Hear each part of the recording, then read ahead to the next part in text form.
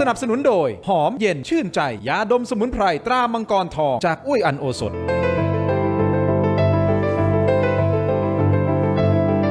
สวัสดีครับต้อนรับทุกท่านเข้าสู่รายการถกไม่เถียงครับติดตามอย่างต่อเนื่องประเด็นที่เราจะถกกันวันนี้ครับสถานการณ์ไทยกัมพูชาครับคุณผู้ชมครับต้องเฝ้าระวังอย่างใกล้ชิด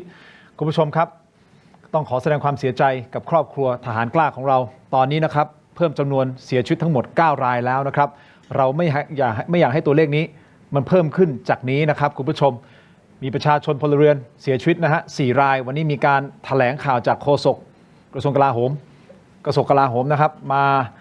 ในช่วงประมาณ 16 นาฬิกาที่ผ่านมาคุณผู้ชมครับก็อัปเดตสถานการณ์ต่างๆเดี๋ยวผมจะมาไล่เรียงกันในทีละประเด็นนะครับแต่ผมขออนุญาตแนะนำแขกรับเชิญของผมนะครับที่จะมาวิเคราะห์สถานการณ์แล้วก็ความเป็นไปได้นะครับที่ประเทศไทยนะจะคลี่คลายสถานการณ์นี้ได้อย่างไรท่านแรกครับท่านเป็นหัวหน้าพรรคเศรษฐกิจนะครับท่านพลเอกรังสีกิติยานทรัพย์ครับสวัสดีครับท่านครับดีครับส่วนซ้ายมือของผมครับแกนนำคณะหลอมรวมประชาชนนะครับคุณตู่จตุพรพรหมพันธ์ครับสวัสดีครับพี่ตู่ครับสวัสดีครับพี่รังสีขอบคุณทั้งสองท่านที่เกียรติรายการถกไม่เถียงก่อนที่จะไปสนทนากับทั้งสองท่านคุณผู้ชมครับผมขอไล่เรียง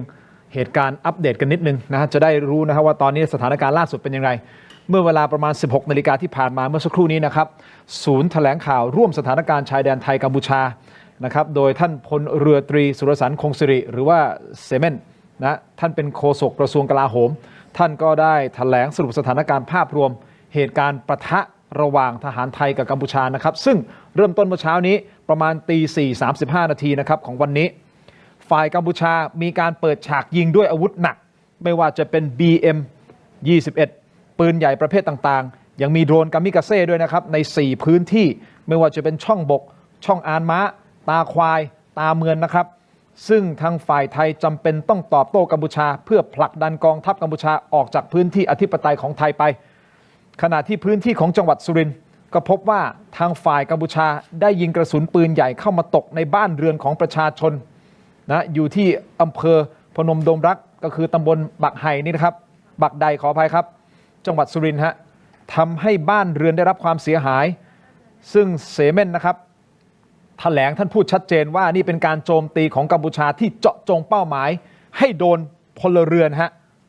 เขาเจาะจงให้โดนพลเรือนครับขณะที่ช่วงเที่ยงของวันนี้กองทัพภาคที่2ก็ได้ผลักดันทหารกัมพูชาออกจากพื้นที่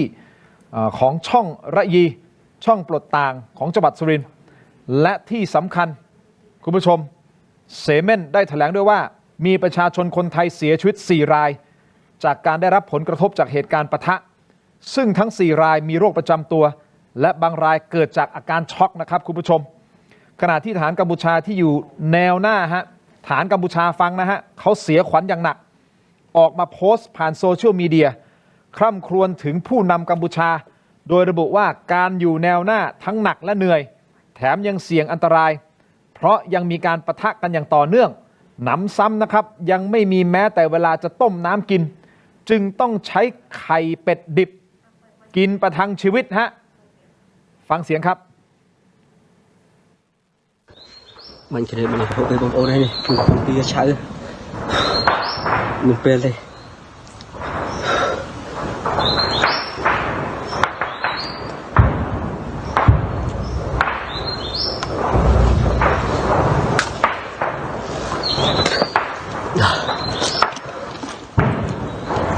เอาชอยลูกสิ่งที่ทหารนายนี้พูดบอกว่าสถานการณ์หน้าด่านมันโหดร้ายกว่าที่คิดจริงๆและยังบอกอีกด้วยนะครับไม่มีอะไรกินแล้วน้องเอ๋ยมีไข่เป็ดดิบเหลือ1 ฟองสุดท้ายหมดแล้วนั่นคือสิ่งที่ทหารนายนี้พูดนี่คือทหารกัมพูชาโพสต์โซเชียลมีเดียสื่อสารไปที่รัฐบาลของเขาว่าทหารกัมพูชาอยู่ด่านหน้านี่หนักมากๆนะครับแต่อีกประเด็น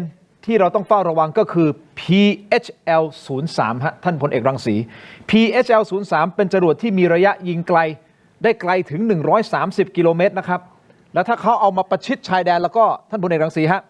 ยิงมาถึงอุบลราชธานีได้นะฮะศรีสะเกษได้สุรินทร์บุรีรัมย์สระแก้วปราจีนบุรีฉะเชิงเทราจันทบุรีตราดนครราชสีมาตอนล่างยโสธร101มหาสารคามได้ครับนี่ฮะภาพนี้ครับคุณผู้ชมอันนี้น่ากังวลอย่างยิ่งนะครับคุณผู้ชมทหารของเราเสียชีวิตไป9 นายแล้วนะจากเหตุการณ์ตั้งแต่เกิดขึ้นเมื่อ 3-4 วันก่อนท่านพลเอกรังสีคิดว่าเขาจะใช้ยิงไหม คือความเป็นไปได้อะมันมีเท่ากัน เพราะว่าต้องเข้าใจว่าฮุนเซนเนี่ยเขาเป็นคนที่ไม่เหมือนคิดไม่เหมือนมนุษย์ทั่วไป ครับ นะครับเพราะว่าถ้าเป็นผู้นำที่มีคุณธรรมเนี่ยไออาวุธแบบเนี้ยเอาที่อันดับหนึ่งคือเขาต้องไม่ยิงในที่หมายพลเรือน แต่ที่ผ่านมาเขาจะยิงในที่หมายพลเรือนอยู่ประจำ ครับ เพราะฉะนั้นฝ่ายเราเนี่ยมันต้องมีการเตรียมตัวผมสร้างไว้3ฉากทัศน์ อ่ะ ฉากทัศน์แรกเนี่ย ครับ ถ้าเขายิงในที่หมายของทางทหาร อืม เราก็ควรจะตอบโต้ที่หมายทางทหาร ครับ แต่ถ้าเขากล้ายิงในที่หมายพลเรือน อืม ผมเชื่อว่ารอบเนี้ยต้องถึงเมืองหลวงเขา เพราะว่าวิถีมันไกลมากอะ อืม ถ้ายิงจากสระแก้วเนี่ยถึงฉะเชิงเทรา อืม นะครับ แล้วก็การทำลายล้างเนี่ยที่เขามีอยู่ทั้งหมดเนี่ยความเสียหายประมาณ 8 สนามฟุตบอล โหนี่ใหญ่มากนะ8 สนามฟุตบอล ถ้าเขายิงเมืองนี่คนตายเป็นหมื่นนะครับ เพราะฉะนั้นเนี่ยเราก็ต้องเตรียมการไว้ในเรื่องนี้นะแล้วก็แต่ที่สำคัญคือฉากทัศน์ที่3เนี่ยจะต้องเร่งหาและรีบทำลาย เพราะความสามารถในการทำลายของเรามีแน่ แล้วจุดอ่อนของ PSL 03เนี่ยคือมันวิ่งในภูมิประเทศไม่ได้ มันต้องเกาะเส้นถนนเพราะรถมันมีน้ำหนักมาก อือฮึ เพราะลูกหนึงมันยาว 12 เมตรอ่ะ อือฮึ ยาวเท่ารถทัวร์ อือฮึ นะครับ เพราะฉะนั้นเนี่ยก็อยู่ที่ฝ่ายความมั่นคงนะว่าอันเนี้ยผมเชื่อว่าเขาอยู่ในเป้าหมายแรก อืม ๆ จุดหมายที่จะทำลายเนี่ยเป็นเป้าหมายแรกเลย ในมุมของท่านรังสี อันนี้คือวิเคราะห์ในมุมส่วนตัวนะฮะ คิดว่าเราควรจะปฏิบัติเริ่มต้นก่อนในการสกัดกั้น โดยความหมายของผมก็คือว่าไปทำลายมันก่อน หรือว่าต้องทำยังไงครับผมไม่เข้าใจ ก็คือ ยัง ต้อง ไม่แน่ ต้องทำลายมันก่อน ไม่ต้องรอให้เขายิง ก่อนที่มัน อะไรนะ จะใช้ เพราะตอนนี้ที่ผมรู้มาเนี่ยมันยังลากกลับไปอยู่บริเวณที่ห่างจากชายแดนเรายังไม่อยู่ในระยะยิง ซึ่งผมเชื่อว่าคุณเซนคิดหนัก เพราะอย่าลืมว่าการตอบโต้ของเราเนี่ยเราเหนือกว่ากัมพูชาเยอะ ฮะฮะ นะฮะถ้าเกิดเราใช้กำลังทางอากาศเนี่ยคุณอย่าลืมว่าบ้านคุณเซนนี่เรามีพิกัดนะ อืม แล้วจริง ๆ มันไม่จำเป็นต้องเข้าไปใกล้บ้าน อืม นะอาวุธสมัยนี้ อืม เพราะฉะนั้นมันเป็นความชอบธรรมของเราอะถ้าเกิดว่า อืม เราถ้าเกิดเขาใช้แบบนี้กับเรา แล้วโดยเฉพาะใช้กับประชาชน มีการพูดกันว่าถ้าสมมุติเกิดเขาใช้จริงๆนะฮะท่าน ครับ เราไม่รู้เขาใช้หรือไม่ใช้นะแต่ ครั ถ้า บ เขาเกิดเขาใช้จริง ๆ ปุ๊บเนี่ยครั้งเนี่ยเราถึงพนมเป็นแน่นอน แน่นอนไม่มีทางเป็นอื่น แล้วผมเชื่อว่านายกต้องตัดสินใจทันที แล้วอีกอย่างบ่อนปอยเป็ดนี่ต้องหมดทุกหลัง เอาให้ราบหมดเลย เราทำได้อยู่แล้วบ่อนปอยเป็ดผมให้เวลาผมให้ไม่เกิน1 ชั่วโมง อืม ทุกตึกด้วย คืออย่างที่ผมพูดไปเมื่อสักครู่นี้ครับทางด้านของเสเมนบอกนะว่าทางด้านของจังหวัดสุรินทร์เนี่ยคือเขาพุ่งเป้ามาที่พลเรือนเลยนะเขาพุ่งเป้ายิงครั้งเนี้ยเจาะจงเป้าหมายโดนเนี่ยที่มีภาพเมื่อสักครู่เนี่ยคือบ้านพลเรือนเลยนะครับมีหลักฐานความเสียหายด้วย ครับ นั่นหมายความว่าเขาไม่ได้สนใจแล้วเขาจะเอาคนของเราเอา คื ป อ ระชา เขา ช ต้ น อง ของ การ เรา บีบให้เราเข้าสู่โต๊ะเจรจา นั้น ก็ นั้นทำไม่เสนอตัวมาหรอก มันต้องเป็นการล็อบบี้จากคุณเซน บีบเราไปเรื่อยๆเพื่อให้เราเข้าสู่โต๊ะเจรจาแต่เขา โอ้ ยิงเข้าสู่พลเรือนของเราเราก็ตอบโต้อย่างได้สัดส่วนสิฮะท่าน ก็ได้ไงครับ ก็มันคราวนี้มันวัดใจกันแล้วอะระหว่างคุณอนุทินกับคุณเซน วันนี้เนี่ยชั่วโมงต่อชั่วโมงแล้วสถานการณ์นะครับ อืม แต่ถามว่าบกเรืออากาศเราพร้อมไหมเราพร้อมอยู่แล้ว อือฮึ ทั้งกำลังทางบกที่เราจะลุกเข้าไปกำลังทางอากาศที่เราจะทำโจมตีทางอากาศกำลังทางเรือนี่เราใช้ได้ทั้งจรวดแล้วก็ทั้งเรือปืนใหญ่บนเรือ อืม วันนี้เราปิดล้อมเขาได้ทุกด้าน แล้วจริงๆเนี่ยผมตามมาการลบ3 วันเนี่ย ครับ เราบรรลุภารกิจทั้งนั้นเลยทำไปฏิบัติได้ตามแผนหมดนะครับ อือฮึ ก็คือ1อธิปไตยที่บางที่เนี่ยเราเอาคืนมาได้แล้ว 100% ครับ ตอนนี้อยู่ใน เขาเรียกว่ามาตรการเสริมความมั่นคงกับจัดระเบียบใหม่ อือฮึ อันที่2เนี่ยลุกเข้าไปได้แล้ว 80-90%รอแค่เก็บรายละเอียด อันดับที่3เนี่ยคือตามทำลาย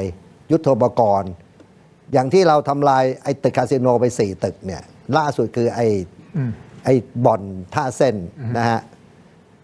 เราสามารถทำลายไอ้ตัวหัวลบ BN21 อือฮึ ทำลายไอ้ตัวโดรน ครับ นะครับ ครับ ใน4 ตึก แล้วตอนนี้มันกำลังตามมาอีก เพราะว่าเราทราบพิกัดมันเยอะมากนะครับ อันนี้ก็ต้องทั้งหมดเนี่ยก็อยู่ที่กองทัพแล้วว่าจะดำเนินการต่อไป แต่ว่าที่ผมเห็นเนี่ยผ่านมาเนี่ยผมถือว่าบรรลุภารกิจแล้วก็บรรลุวัตถุประสงค์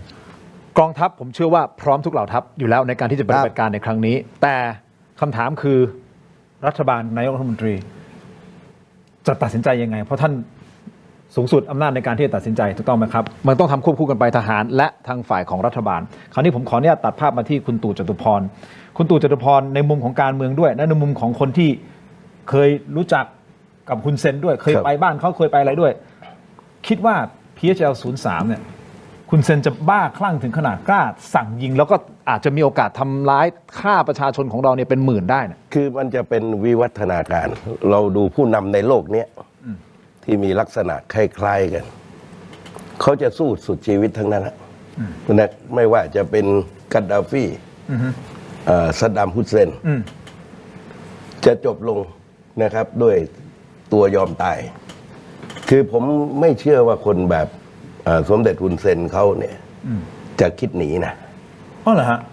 เพราะนี่นะครับเขารู้ว่าหนีเนี่ยชีวิตไม่ง่ายเลยเพราะตลอดระยะเวลาร่วม40ปีเนี่ยครับผมเชื่อว่าเขามีงบประมาณที่เป็นส่วนของเขาเนี่ยมากกว่าส่วนของรัฐนะเพราะว่าการครองและอำนาจหนึ่งเดียวไม่ได้เฉลี่ยให้กับใครเลยนะครับแม้ว่าบางช่วงสั้นๆจะมีนายกรัฐมนตรี2 คนครับทุกอย่างเบ็ดเสร็จอยู่ในตัวเขาหมดดังนั้นเนี่ยนะครับผมเองก็เห็นว่าทุกอย่างเนี่ยมันเป็นของเขาดังนั้นเราก็เคยคิดว่าผู้นำเนี่ยนะครับในระดับโลกที่มีจุดจบเนี่ยอยู่กันจนตัวตายทั้งสิ้นนะคือผมก็ประเมินสถานการณ์ว่าวิวัฒนาการของสงครามเนี่ยเราต้องคิดรอบด้านในฐานะประชาชนเหมือนเรามองสงครามเวียดนามอเมริกาเหนือกว่าเวียดนามเหนือกว่าเวียดกงทุกกรณีในเรื่องยุทโธปกรณ์นะครับในเรื่องกำลังนะครับและเป็นระดับเนี่ยนะครับผู้นำโลกเนี่ยแต่ใครจะคิดว่าจะมาแพ้เวียดกงเอาละหลายคนก็บอกแพ้เพราะว่าสภาคองเกรสแต่ว่าคนอเมริกันเนี่ยรับความตายของทหารอเมริกาไม่ไหวและเป็นสงครามที่ยืดเยื้อแม้กระทั่งรัสเซียยูเครนใครก็เห็นว่ากระดูกคนละเบอร์เอายกแรกก็น็อกแล้วเถอะแต่สุดท้ายก็กลายเป็นสงครามยืดเยื้อแม้ว่าจะอธิบายเป็นกลยุทธ์จะลากนาโต้จะลากอเมริกาเข้ามาเกี่ยวอะไรก็ตามแต่ว่ามันไม่ใช่ในพริบตาหรือแม้กระทั่งอิสราเอลกับปาเลสไตน์ฮามาสนะครับมันสู้กันไม่ได้เลยแต่ว่าไอการสู้เนี่ยเห็นไหมมันจบยาก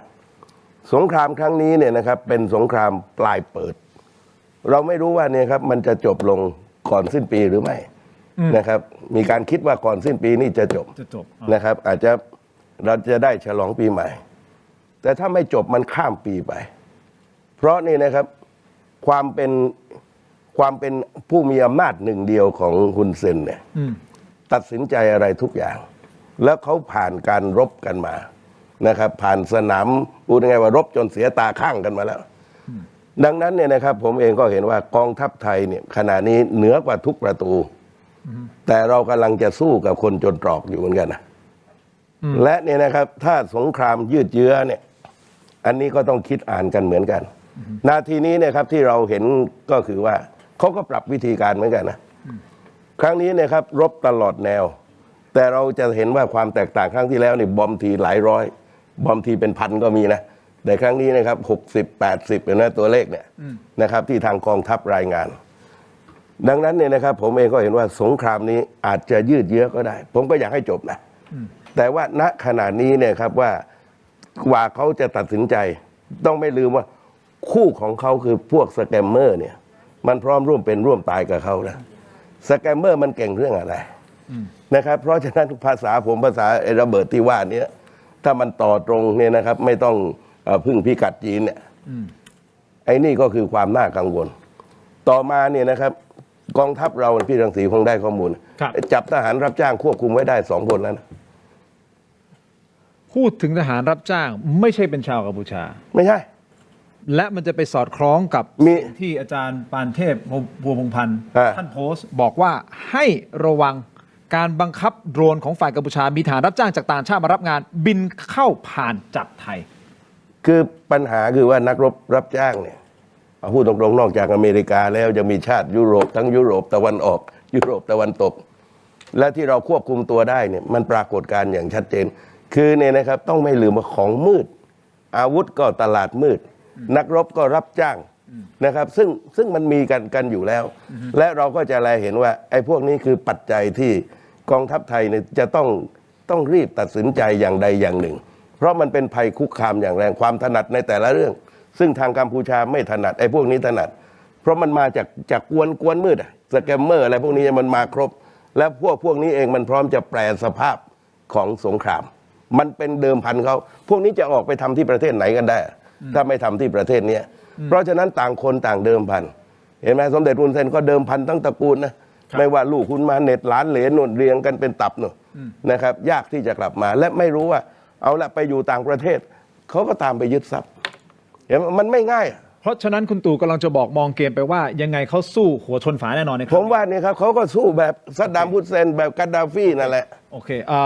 ท่านพลเอกรังสีเห็นด้วยหรือไม่อย่างไรกับที่คุณตู่พูดนะครับข้อที่1ข้อที่2ทหารรับจ้างอันนี้น่ากังวลนะฮะทหารรับจ้างท่านพลเอกรังสีมองอย่างไรรวมถึงมีข้อมูลมานะครับท่านวินไทยสุบารีนะครับท่านพูดในรายการของคุณสรยุทธ์นะครับบอกว่า BHQ ก็คือกองกำลังปกป้องฮุนเซนเนี่ยเสียชีวิตอย่างน้อย61คนท่านมีข้อมูลตรงนี้หรือไม่คุณผู้ชมพักสักครู่ครับช่วงหน้าพลาดไม่ได้ครับถกไม่เถียงครับ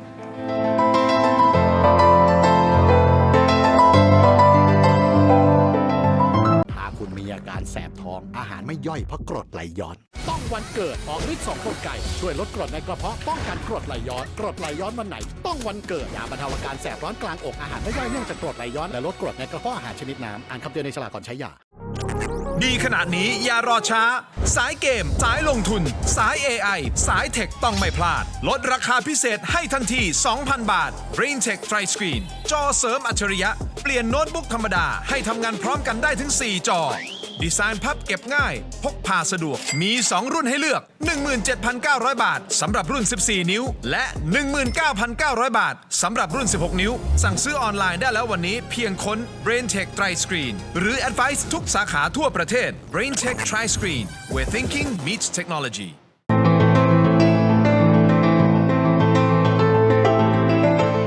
วันเกิดยาบรรเทาอาการแสบร้อนกลางอกและอาหารไม่ย่อยเนื่องจากกรดไหลย้อนชนิดน้ำอ่านคำเตือนในฉลากก่อนใช้ยา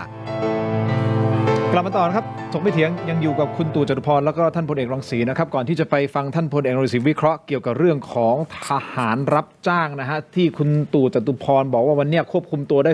สองคนซึ่งไม่ใช่ชาวกัมพูชานะฮะคุณผู้ชมครับเดี๋ยวย้อนกลับไปดูมันไปสอดคล้องกับสิ่งที่ท่านอาจารย์ปานเทพนะภัวพงษ์พันธ์ท่านโพสต์เดี๋ยวไปอ่านโพสต์กันอีกครั้งหนึ่งนะครับ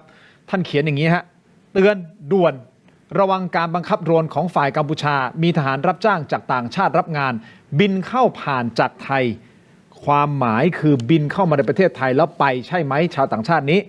นะครับจากนั้นเพจ Army Military Force ก็มีการแชร์โพสต์ของอาจารย์ปานเทพเขียนแคปชั่นนะฮะบอกว่ายืนยันข้อมูลตรงกันซึ่งไปสอดคล้องกับ Facebook ของเพจกองทัพภาคที่2อีกโพสต์ข้อความระบุถึงรายละเอียดการชำแหละโดรนพลีชีพกัมพูชาและตั้งข้อสังเกตว่าเนี่ยฮะกองทัพภาคที่2บอกว่าคนบังคับน่าจะไม่ใช่ทหารกัมพูชาเนื่องจากมีสัญญาณเข้ามาวิทยุทางทหารหมวด CRL คำภาษาอังกฤษลงท้ายประโยคว่า finished อันนี้คือท่านพลเอกรังสีมีข้อมูลไหมครับว่าสรุปแล้วมีทหารรับจ้างแน่นอนก็วันนี้จับได้แล้วก็แสดงว่ามีแน่นอนแต่ว่าจะมากจะน้อยเนี่ยมันก็ต้องอยู่ที่การข่าวเราแล้วชาติอะไรท่านพอมีข้อมูลไหมหรือที่ผมรู้มาเนี่ยโดรนเนี่ยมันผลิตในโปแลนด์ที่มันใช้กับเราตอนนี้โดรนพรีชีพเนี่ย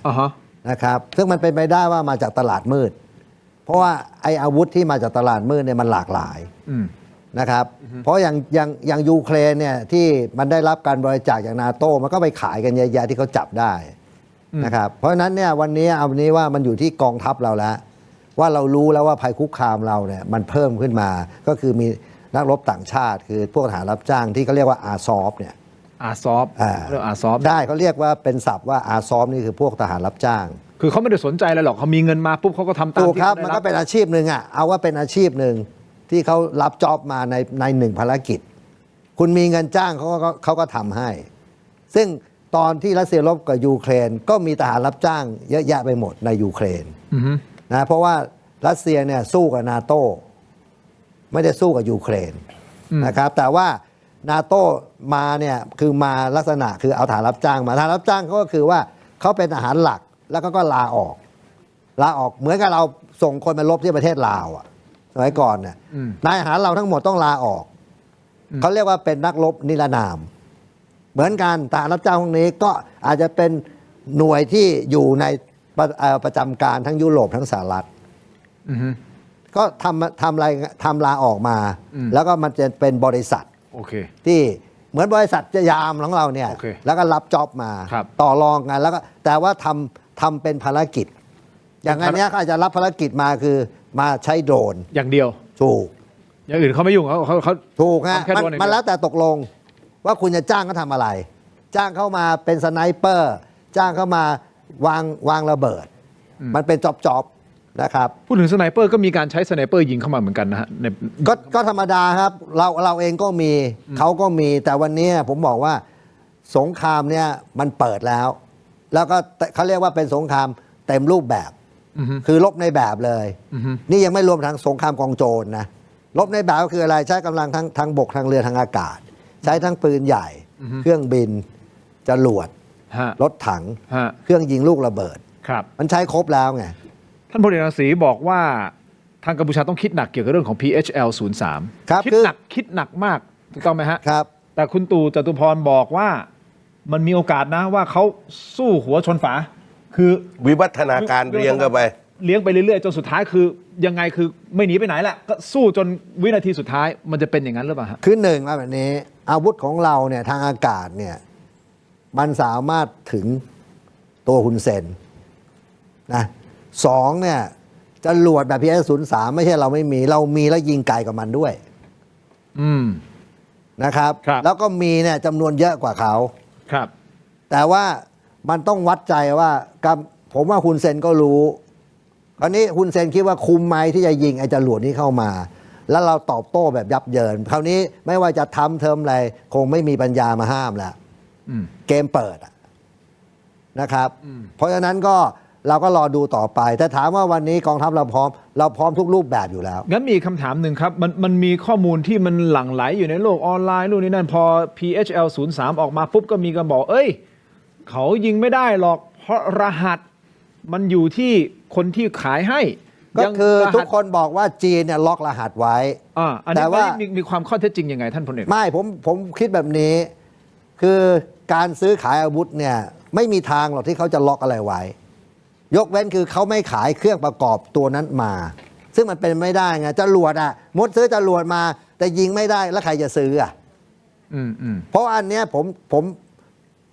ผมได้ข่าวมาแล้วว่ากัมพูชาซื้อนะ ไม่ใช่จีนให้ อ๋อซื้อใช่ไหม ถูก ไม่ใช่เป็นการเอาไปให้ไม่ใช่ ก็อย่างเราเนี่ยก็ซื้ออาวุธจากจีน อ่า เราซื้ออาวุธจากยุโรปเราซื้ออาวุธจากอเมริกาก็เป็นเรื่องปกติ อืม เพราะซื้อมาเพื่อป้องกันประเทศถูกไหมฮะแล้วผมไม่เชื่อว่าเขาซื้อมาเพราะจีนจะขายเนี่ยเซ็นซื้อขายปกติอาวุธเนี่ยแล้วเขาจะมาล็อกไอ้พาสเวิร์ดตัวนี้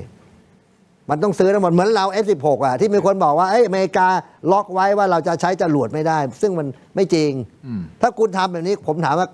ใครจะมาซื้ออาวุธประเทศ ใช่ คุ เรา ณ ไป อะ ซื้อคุณทำไม มันไม่ make sense โอเค ชัดเจน งั้นผมขอไปประเด็นหนึ่งก่อนที่จะกลับไปที่คุณตู่นะครับ ก็คือ BHQ อันนี้เป็นการให้สัมภาษณ์จากท่านวินไทยสุบารีนะครับให้สัมภาษณ์ในรายการกรรมกรข่าวของคุณสรยุทธ์นะครับเขาบอกกองบัญชาการ BHQ หรือกองกำลังปกป้องฮุนเซนเนี่ยเสียชีวิตอย่างน้อย61 นาย อันนี้ท่านพลเอกรังสีมีข้อมูลไหม อันนี้คือเฉพาะ BSQ ใช่ไหมฮะ ใช่ แต่ผมว่าด้วยภาพโดยรวมเนี่ยผมว่าตายเยอะ เพราะอะไรวันนี้อาวุธที่เราทำลายเนี่ยเข้าเป้าหมด ฮะ แล้วอาวุธที่เราใช้เนี่ยแรงรอบเนี้ยไม่ว่าจากกิฟเพนจาก F16 จากปืนใหญ่155จากโดรนแต่ว่ามันเป็นตัวเลขที่กัมพูชาเขามีทางเปิดเผยเหมือนกรณีที่ IBSQ มันตายที่ตาควายเขาประเมินเลยมันตาย 4,000 แน่ๆมันถึงไม่กล้าเก็บศพ ครับ นะครับเพราะของพวกเนี้ยเราประเมินได้จากการปะทะมุติว่ามันเคลื่อนกำลังพลเข้ามาเนี่ยอาวุธที่เราใช้ยิงเข้าไปเนี่ยแล้วอย่าลืมว่าเดี๋ยวนี้มันมีกล้องไนท์ไซต์คุณเห็นเหมือนกลางวันอ่ะเพราะฉะนั้นมันประเมินได้ยิงล้มแล้ววันที่มันปะทะเนี่ยมันปะทะแบบตัวต่อตัวเลยตรงหน้า ครับ เหมือนนี่เหมือนกันผมดูจากการใช้อาวุธของเราเนี่ยเข้าเป้าแม่นยำแล้วก็เป็นไปตามขั้นตอน ครับ แล้วก็เราโจมตีแต่ละที่เนี่ยกองกำลังทหารขนาดเป็นกลุ่มก้อน อย่างน้อยคลังอาวุธมันก็ต้องมีคนอยู่ ครับ นะเพราะฉะนั้นผมเชื่อว่าตายมากกว่านี้ แต่นี่เป็นตัวเลขที่เพียงแต่ว่าเป็นทางการเฉย ครับ คุณตู่จตุพร BHQ นี่คือเป็นกองกำลังที่เขาปกป้องฮุนเซนอยู่ แล้วก็เงินที่ไปหล่อเลี้ยง BHQ ไม่ใช่งบประมาณแผ่นดิน น่าจะเป็นมาจากเงินสีเทาที่ฮุนเซนมีนั่นหมายความว่ามันจะค่อยๆล่อยหลอลงไปเรื่อย คือเราจะไปประเมินเรื่องการเงินของทางอังเคิลเนี่ยเขาต่ ๆ ำเพราะว่าเขาเก็บมานาน โอเค ทีนี้เนี่ยนะครับกองทัพกองกำลังส่วนตัวเนี่ยแน่นอนที่สุดนั้นเนี่ยนะครับเขาก็มีของเต็ม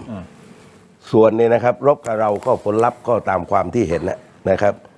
ว่าเขาจบชีวิตอย่างไร เพียงแต่ว่าเนี่ยนะครับอย่างที่ผมบอกว่าเราต้องไม่ประเมินว่าเขาจะไม่กล้าทำนะคือในความเห็นผมในฐานะที่เป็นประชาชนเนี่ยนะเราต้องคิดว่าเขากล้ากับเราทุกเรื่องเราต้องคิดใหญ่ไว้เลยว่านะครับว่าอะไรก็เกิดขึ้นมาได้ แม้กระทั่งเนี่ยนะครับระเบิดที่ว่าจะต้องใช้รหัสนะครับจรวดที่ว่านะแต่ต้องไม่ลืมว่าเขานี่เจ้าสแกมเมอร์นะครับแล้วเขาเนี่ยนะครับไม่มีอะไรในโลกนี่เขาต้มคนได้ทั้งโลกฟอกเงินหลอกคนได้ทั้งโลกคือผมก็ยังมองว่าเนี่ยครับในสงครามณขนาดนี้เนี่ยนะครับเราก็วาดหวังกันว่านะครับต้องจัดการตามที่เสนาธิการกองทัพบกพูดจะต้องให้สิ้นสภาพหมดความสามารถนะครับปลอดภัยกันชั่วลูกชั่วหลานซึ่งยังเดินไปไม่ถึงณขนาดนี้นะครับแต่ว่าเราต้องส่งกำลังใจให้เต็มเพราะว่าถ้าการรบแบบหยุดรบเนี่ยเราก็เห็นแล้วว่าไม่เป็นผลดีกับประเทศไทยและคนไทยชายแดนก็เป็นเสียงเดียวกันว่าใครรับเนี่ยนะครับแบบหยุดยิงแบบเหมือนเดิมกันไม่ได้นะครับมันก็ต้องสู้ให้จบครับแต่มันก็มีการวิเคราะห์กันหรือว่าอาจจะมีข่าวที่ออกมาลือๆกันว่าสุดท้ายเนี่ยเนื่องจากว่าการเงินการคลังเขาโอเคที่คุณตู่บอกว่าอย่าไปประเมินต่ำนะเรื่องของการเงินการคลังเขาแต่ว่าสุดท้ายเนี่ยเหมือนค่อยๆล่อยหลอลงไปอดอาหารจนต้องเปิดรับบริจาคข้าวสารอะไรแล้วแต่ให้กับทหารแนวหน้ากลายเป็นว่าค่อยๆถอยแล้วสุดท้ายเนี่ยอาจจะหนีออกจากประเทศไปแล้วไปบางประเทศเพื่อที่จะไปหลบอยู่ใต้การคุ้มกันของบางประเทศอันนี้มีโอกาสไหมคุณคือการประเมินเนี่ยจะเบรกก่อนนึกว่าใช่ครับเดี๋ยวผมขออนุญาตนิดเดียวสั้นๆนิดเดียวนะครับส่วนอีกประเด็นหนึ่งครับท่านรังสีเพราะว่ามีคนอยากจะฟังท่านรังสีพูดวิเคราะห์นะครับที่คุณจิรัตน์ทองสุวรรณสสพรรคประชาชนมีการแชร์ข่าวบอกว่าพลทหารชายไทยชาญชัยพดุงโชคพลีชีพเป็นรายที่ 8 จากการถูกกระสุนปืนคอฝ่ายกัมพูชาตกใส่และมีการเขียนแคปชั่นบอกว่าถึงวันนี้มีทหารเสียชีวิตแล้ว24 คนโดยที่9 คนเป็นทหารเกณฑ์พวกเขาได้รับการฝึกมาน้อยถึงน้อยมากๆประสบการณ์ก็ไม่มีความสามารถก็น้อยกว่าทหารอาชีพสวัสดิการเขาก็ไม่ได้ค่าตอบแทนรับจริงแค่เดือนละ 3-4,000 บาทเสียชีวิตไปได้ก็ชดเชยน้อยทั้งที่เรามีทหารอาชีพอยู่ตั้ง 400,000 คนแล้วทำไมถึงเอาทหารเกณฑ์ไปรบท่านพลเอกรังสีคิดอย่างไรพี่ตู่คิดอย่างไรช่วงหน้าครับโทรไปถึงครับ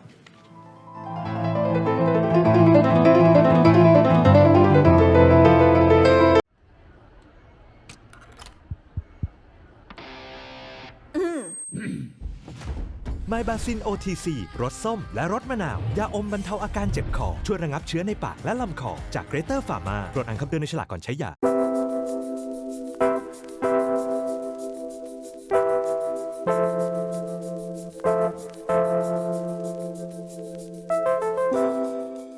สวัสดีครับผมชื่อเอกชื่อจริงก็ยุทธพงศ์มณีธรรมตอนนี้เราอยู่กันที่สวนสาธิตอำเภอบ้านนาสารจังหวัดสุราษฎร์ธานีซึ่งที่นี่จะปลูกสละไว้หลักๆอยู่3สายพันธุ์นะจะเป็นพันธุ์เนินวงสุมาลีแล้วก็พันธุ์อ้อร้อลักษณะเด่นของมันคือจะเนื้อจะเยอะลูกโตจะรสชาติหวานอมเปรี้ยวนิดๆส่วนพันธุ์สุมาลีเนื้อจะไม่ค่อยดำไม่ยุบส่วนพันธุ์อ้อร้อเป็นสละที่มีรสชาติหวานที่สุดในบรรดาสละแต่เนื้อเขาอาจจะคล้ำๆนิดคล้ายๆกับสละผสมกับระกำขอเชิญชวนลูกค้าที่สนใจในการที่จะสั่งสละไปทานที่บ้านนะครับได้ทั้งช่องทางออฟไลน์และออนไลน์ก็เชิญชวนทุกท่านที่สนใจอยากทานสละสดตัดใหม่ทุกวันนะคะก็เชิญชวนที่ไปรษณีย์ได้เลยนะคะ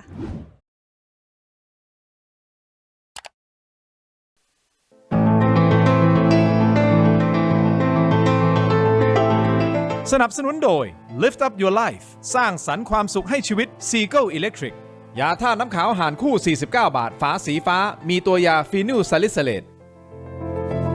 กลับมากันต่อครับยังอยู่กับท่านพลเอกรังสีนะครับและคุณตู่จตุพรคุณตู่ครับนิดเดียวสั้นๆฮะประเด็นที่บอกว่าประเมินที่บอกอย่าไปประเมินเขาต่ำอย่าไปประเมินคุณเซนต่ำที่ผมกำลังจะพูดอยู่ว่ามันมีโอกาสไหมที่สุดท้ายเขาไปถึงสุดแล้วเขารู้ว่าเขาอยู่ไม่ได้ละลี้ภัยแล้วก็อาจจะไปลี้ภัยอยู่กับประเทศใหญ่การมีกองกำลังส่วนตัวเนี่ยถ้าคนคิดจะอยู่กันไม่นานเนี่ยพร้อมจะไปทุกเมื่อเนี่ยเขาจะสร้างกองกำลังส่วนตัวทำไมผมเคยถามเขาต่อหน้านะคุยกันเนี่ยว่ามีกองกำลังส่วนตัวไว้เพื่ออะไรเนี่ยขอความรู้นะครับเขาก็บอกว่าเขาเคยยกตัวอย่างว่ารัฐมนตรีมหาดไทยคนหนึ่งชวนเขาไปกินข้าวบ้านเนี่ยแล้วก็จับเขาเป็นตัวประกัน และจะยึดอำนาจกองกำลังส่วนตัวเขาเนี่ยก็มาช่วยเขาหลังจากนั้นเขาคิดเนี่ยนะครับสร้างกำลังส่วนตัวแล้วส่วนกองทัพแห่งชาติของเขาเนี่ยก็ให้ลูกไปคุมนะครับไม่ว่าหุนมาเน็ตหุนมานีคือไม่ใช่ว่าเขาจะปล่อยนะคือลูกไปคุมกองกำลังเป็นกองทัพหลักกองกำลังส่วนตัวนั้นเนี่ยนะครับของครบมือและจำนวนเนี่ยนะครับน่าจะร่วม 20,000 กันเสียด้วยซ้ำอาจจะมากกว่าทีนี้เนี่ยนะครับผมก็เราเวลาคือเวลาเราคิดเนี่ยเราต้องไม่ประเมินต่ำเพื่อที่เราจะได้นะครับคิดการใหญ่เอาไว้ถ้านี่นะครับถ้าเขาเล็กจริงๆเราก็ไม่เสียหายแต่ว่าถ้ามันไม่ใช่อ่ะเหมือนวันนี้ที่เราเจอกับไอ้นักรบรับจ้างเนี่ยนี่ก็เป็นสิ่งที่เราต้องเข้าใจว่ามันเหนือความคาดหมายเหมือนกันเพราะฉะนั้นเนี่ยมันจะมาแค่นักรบรับจ้างเรื่องโดรนอย่างเดียวไหมหรือนักรบรับจ้างอย่างอื่นมาผสมประสานเพราะมันเป็นเงินมืดเงินเทาเนี่ยนะครับพร้อมจะมาจ่ายกับเรื่องพันอย่างนี้เราเนี่ยนะครับเพื่อจะต้องบอกว่าเราต้องให้กำลังใจกองทัพไทยสู้กันทุกรูปแบบแต่เพื่อจะบอกว่าเรากำลังจะสู้กับคนเนี่ยนะครับที่เนี่ยนะครับที่เขาพร้อมที่จะจบ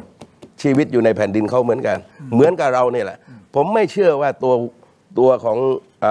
คุณเซนเขาจะหนีนะเพราะว่าถ้าเขาหนีเนี่ยทุกอย่างแพ้เลยอันนี้จบเลยนะครับทหารเสียขวัญถูกครับก็วิเคราะห์ทุกอย่างมันอยู่ที่เขาคนเดียวครับสังเกตดูหุนมาเน็ตเงียบกริบเมนะได้ครับ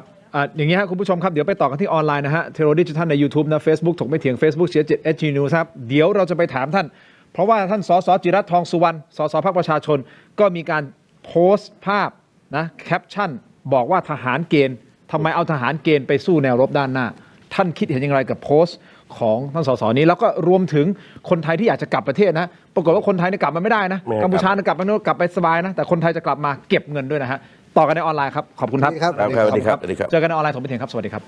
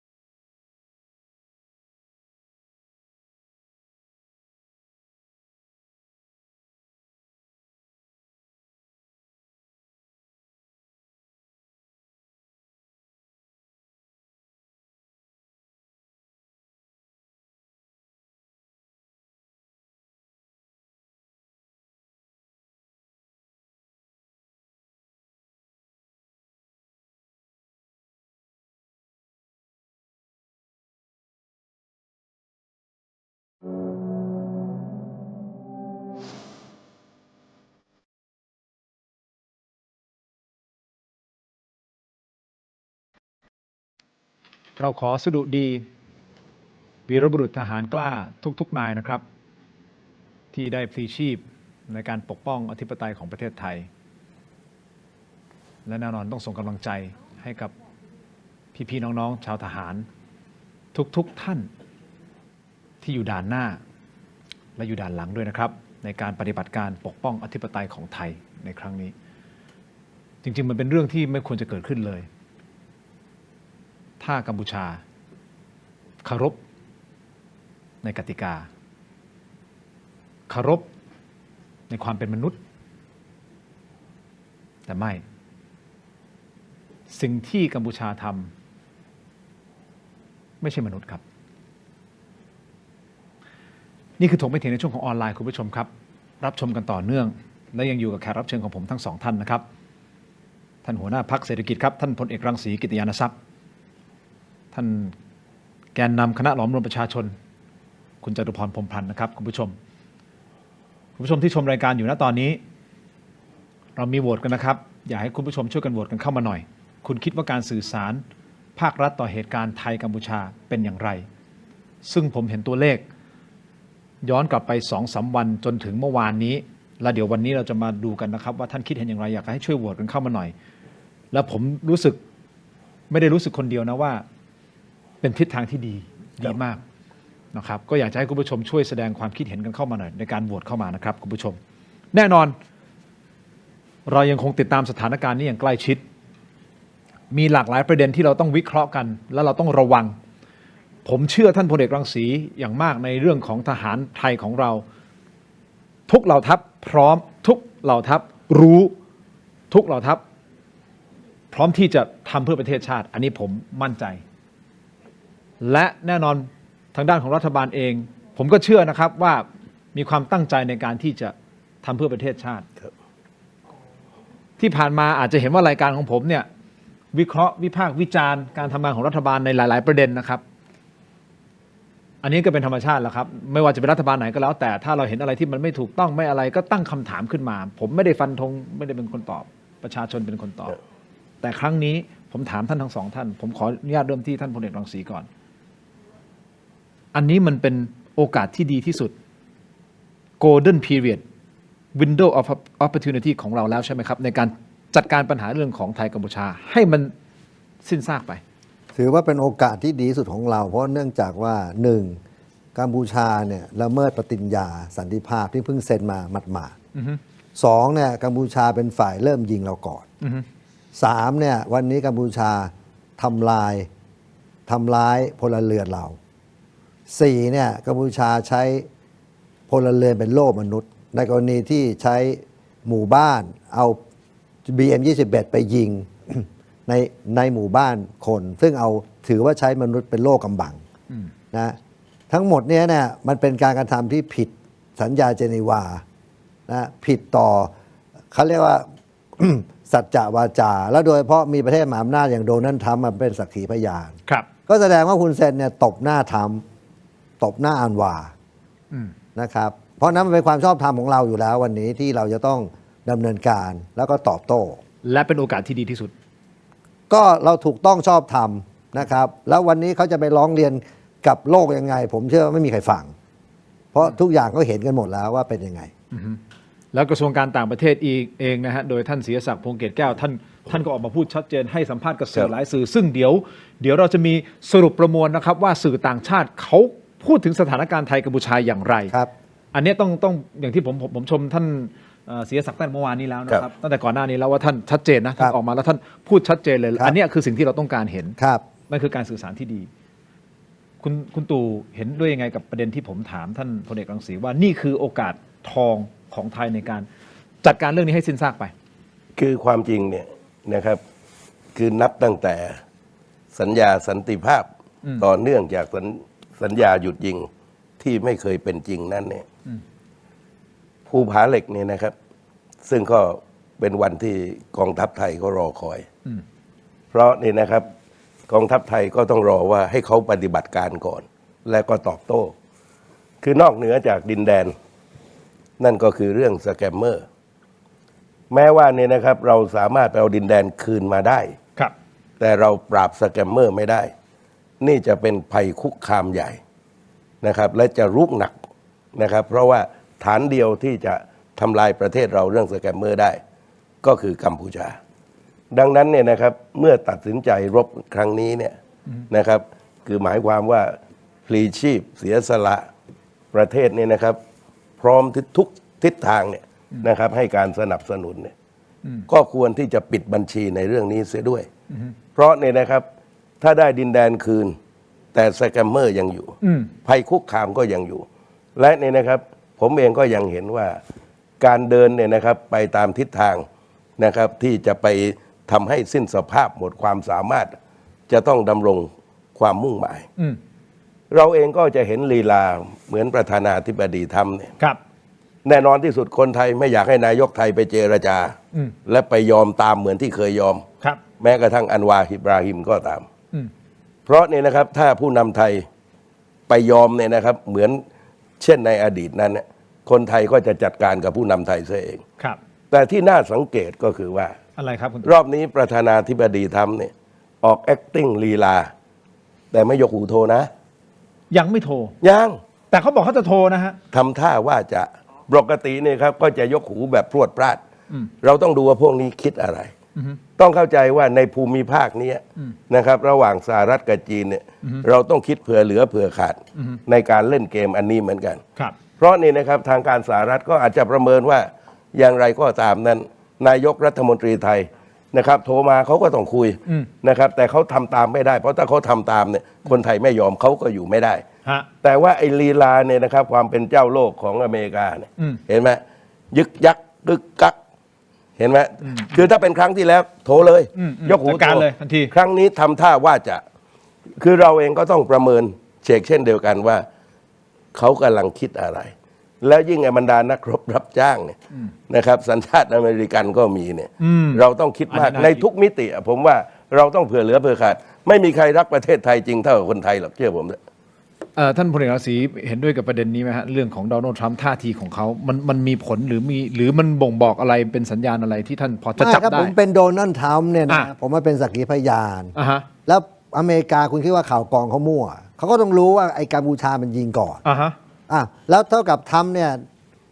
หน้าแหกนะ อืม เพราะเป็นมหาอำนาจเป็นดาบดาบทิบดีมานั่งเป็นสักขีพยานแต่ไอ้คนที่เป็นคนล็อบบี้เขามาเป็นนั่งสักขีพยานเนี่ย อ่า ไปฉีกปฏิญญาเอง อืม เพราะการที่ทรัมป์มากันเวลาผมเชื่อว่าไอ้ฮุนมาเน็ตเป็นคนล็อบบี้ อืม ไอ้ทางเราอ่ะไม่มีทางล็อบบี้อ่ะสหรัฐมายุ่งอยู่แล้วเพราะเราจะใช้ทวิภาคี ฮะ นะครับ อ่า เพราะฉะนั้นทรัมป์ก็บอกโอ้โหนี่มึงเล่นแบบนี้ อืม ใช่ไหมก็เท่ากับหลอกเขามาเอาเขามาใช้อ่ะหลอกเขามา หน้าแหกเลยสิอย่างเงี้ย ถูกเป็นผมเป็นทรัมป์อ่ะผมจะโทรไปด่าไอ้ฮุนมาเน็ตไอ้ฮุนเซน หอมมึงเล่นอย่างงี้กูเหรออย่างเงี้ยประมาณนี้ เอาแน่นอน อย่าลืมเขาเป็นมหาอำนาจแล้วเขาหน้าเสียนะ แล้วคราวที่แล้วเนี่ยบังคับได้ว่าห้ามจีนเข้าร่วมนะ เอาป่านเนี้จีนหัวล้อกากแล้ว ว่าทำเนี่ยโดนไอ้คุณมาเนกาไอ้คุณเซนหลอกอ่ะ เขาเสียหน้าไม่ได้นะคนนี้เสียหน้าไม่ได้นะ ก็ถูกไงแต่วันนี้เจ๊งแล้ว เพราะว่ากัมพูชายิงก่อนเขาก็รู้ทั้งโลกแล้วตอนนี้ ก็เท่ากับทำนี่ไม่ได้เป็นหัวหลักหัวต่ออันนี้ดีกว่า มันกลายเป็นว่าจากการเป็นมหาอำนาจโลกกลายเป็นไม่มีอำนาจ กลายเป็นตัวตลก โอ้ตลก โอ้โหนี่งานเข้าเหมือนกันนะสำหรับโดนัลด์ทรัมป์ เอาก็มันเห็นกันทั้งหมดแล้วตอนนี้ โอเค นี่ฮะ ได้ครับงั้นผมขอไปอีกประเด็นหนึ่งครับคุณผู้ชมครับ อันนี้เป็นประเด็นที่สสพรรคประชาชนโพสต์นะครับแล้วก็กลายเป็นเป็นเสียงวิพากษ์วิจารณ์เหมือนกันนะฮะเกี่ยวกับประเด็นนี้ก็อยากจะให้ทั้งสองท่านแสดงความคิดเห็นนิดนึงนะครับก็คือคุณจิรัตน์ทองสุวรรณสสพรรคประชาชนได้มีการแชร์ข่าวพลทหารชายไทยชาญชัยพดุงโชคพลีชีพเป็นรายที่ 8 จากการถูกกระสุนปืนคอฝ่ายกัมพูชาตกใส่ และการแชร์อันนี้มีการเขียนแคปชั่นนะฮะผมอ่านนะฮะถึงวันนี้มีทหารไทยเสียชีวิตแล้ว 24 คน โดยที่ 9 คนเป็นทหารเกณฑ์พวกเขาได้รับการฝึกมาน้อยถึงน้อยมากๆประสบการณ์ก็ไม่มีความสามารถก็น้อยกว่าทหารอาชีพสวัสดิการเขาก็ไม่ได้ค่าตอบแทนรับจริงแค่เดือนละ 3-4,000 บาทเสียชีวิตไปก็ได้ชดเชยน้อยทั้งที่เรามีทหารอาชีพอยู่ตั้ง 400,000 คนแล้วทำไมถึงเอาทหารเกณฑ์ไปรบครับอันนี้คือสสจิรัตน์ทองสุวรรณสสพรรคประชาชนเป็นคนโพสต์ท่านรังสีเห็นโพสต์นี้แล้วเห็นได้ยินที่ผมอ่านแล้วท่านรู้สึกไงครับ คือแบบนี้ ฮะ วันนี้เนี่ยมันเป็นสภาวะสงครามนะค ครั รับ บ แล้วผมคิดว่าไม่ควรจะเอาคนที่ตายเนี่ยมาพูด มาหาเสียงหรือทำให้เกิดการทะเลาะกัน ครับ เพราะจริง ๆ การเกณฑ์ทหารเนี่ยทั้งโลกเขาเกณฑ์ ถูกครับ นะครับ บางประเทศเนี่ยต้องเป็นทุกคนด้วยนะครับ อันดับหนึ่งอันดับสองเนี่ยทำไมถึงบอกว่าทำไมกำลังพลเห็นไหมยอดการตายเนี่ย อืม ทำไมพลทหารเนี่ย 9 คน ครับ เพราะว่าอัตราของพลทหารเวลามันบรรจุเนี่ยในหน่วยอะสมมติว่าผู้ขับหมวดเนี่ย ฮะ ยศร้อยตรี ครับ เขาก็จะมีใน10อยู่ประมาณ 20 คน อืม แต่พลทหารเนี่ยอาจจะมีถึง 30 คน ก็มันเป็นอัตราการจัด ซึ่งมันจะทำให้เกี่ยวข้องกับงบประมาณ อืม นะครับแล้วจริงๆแล้ว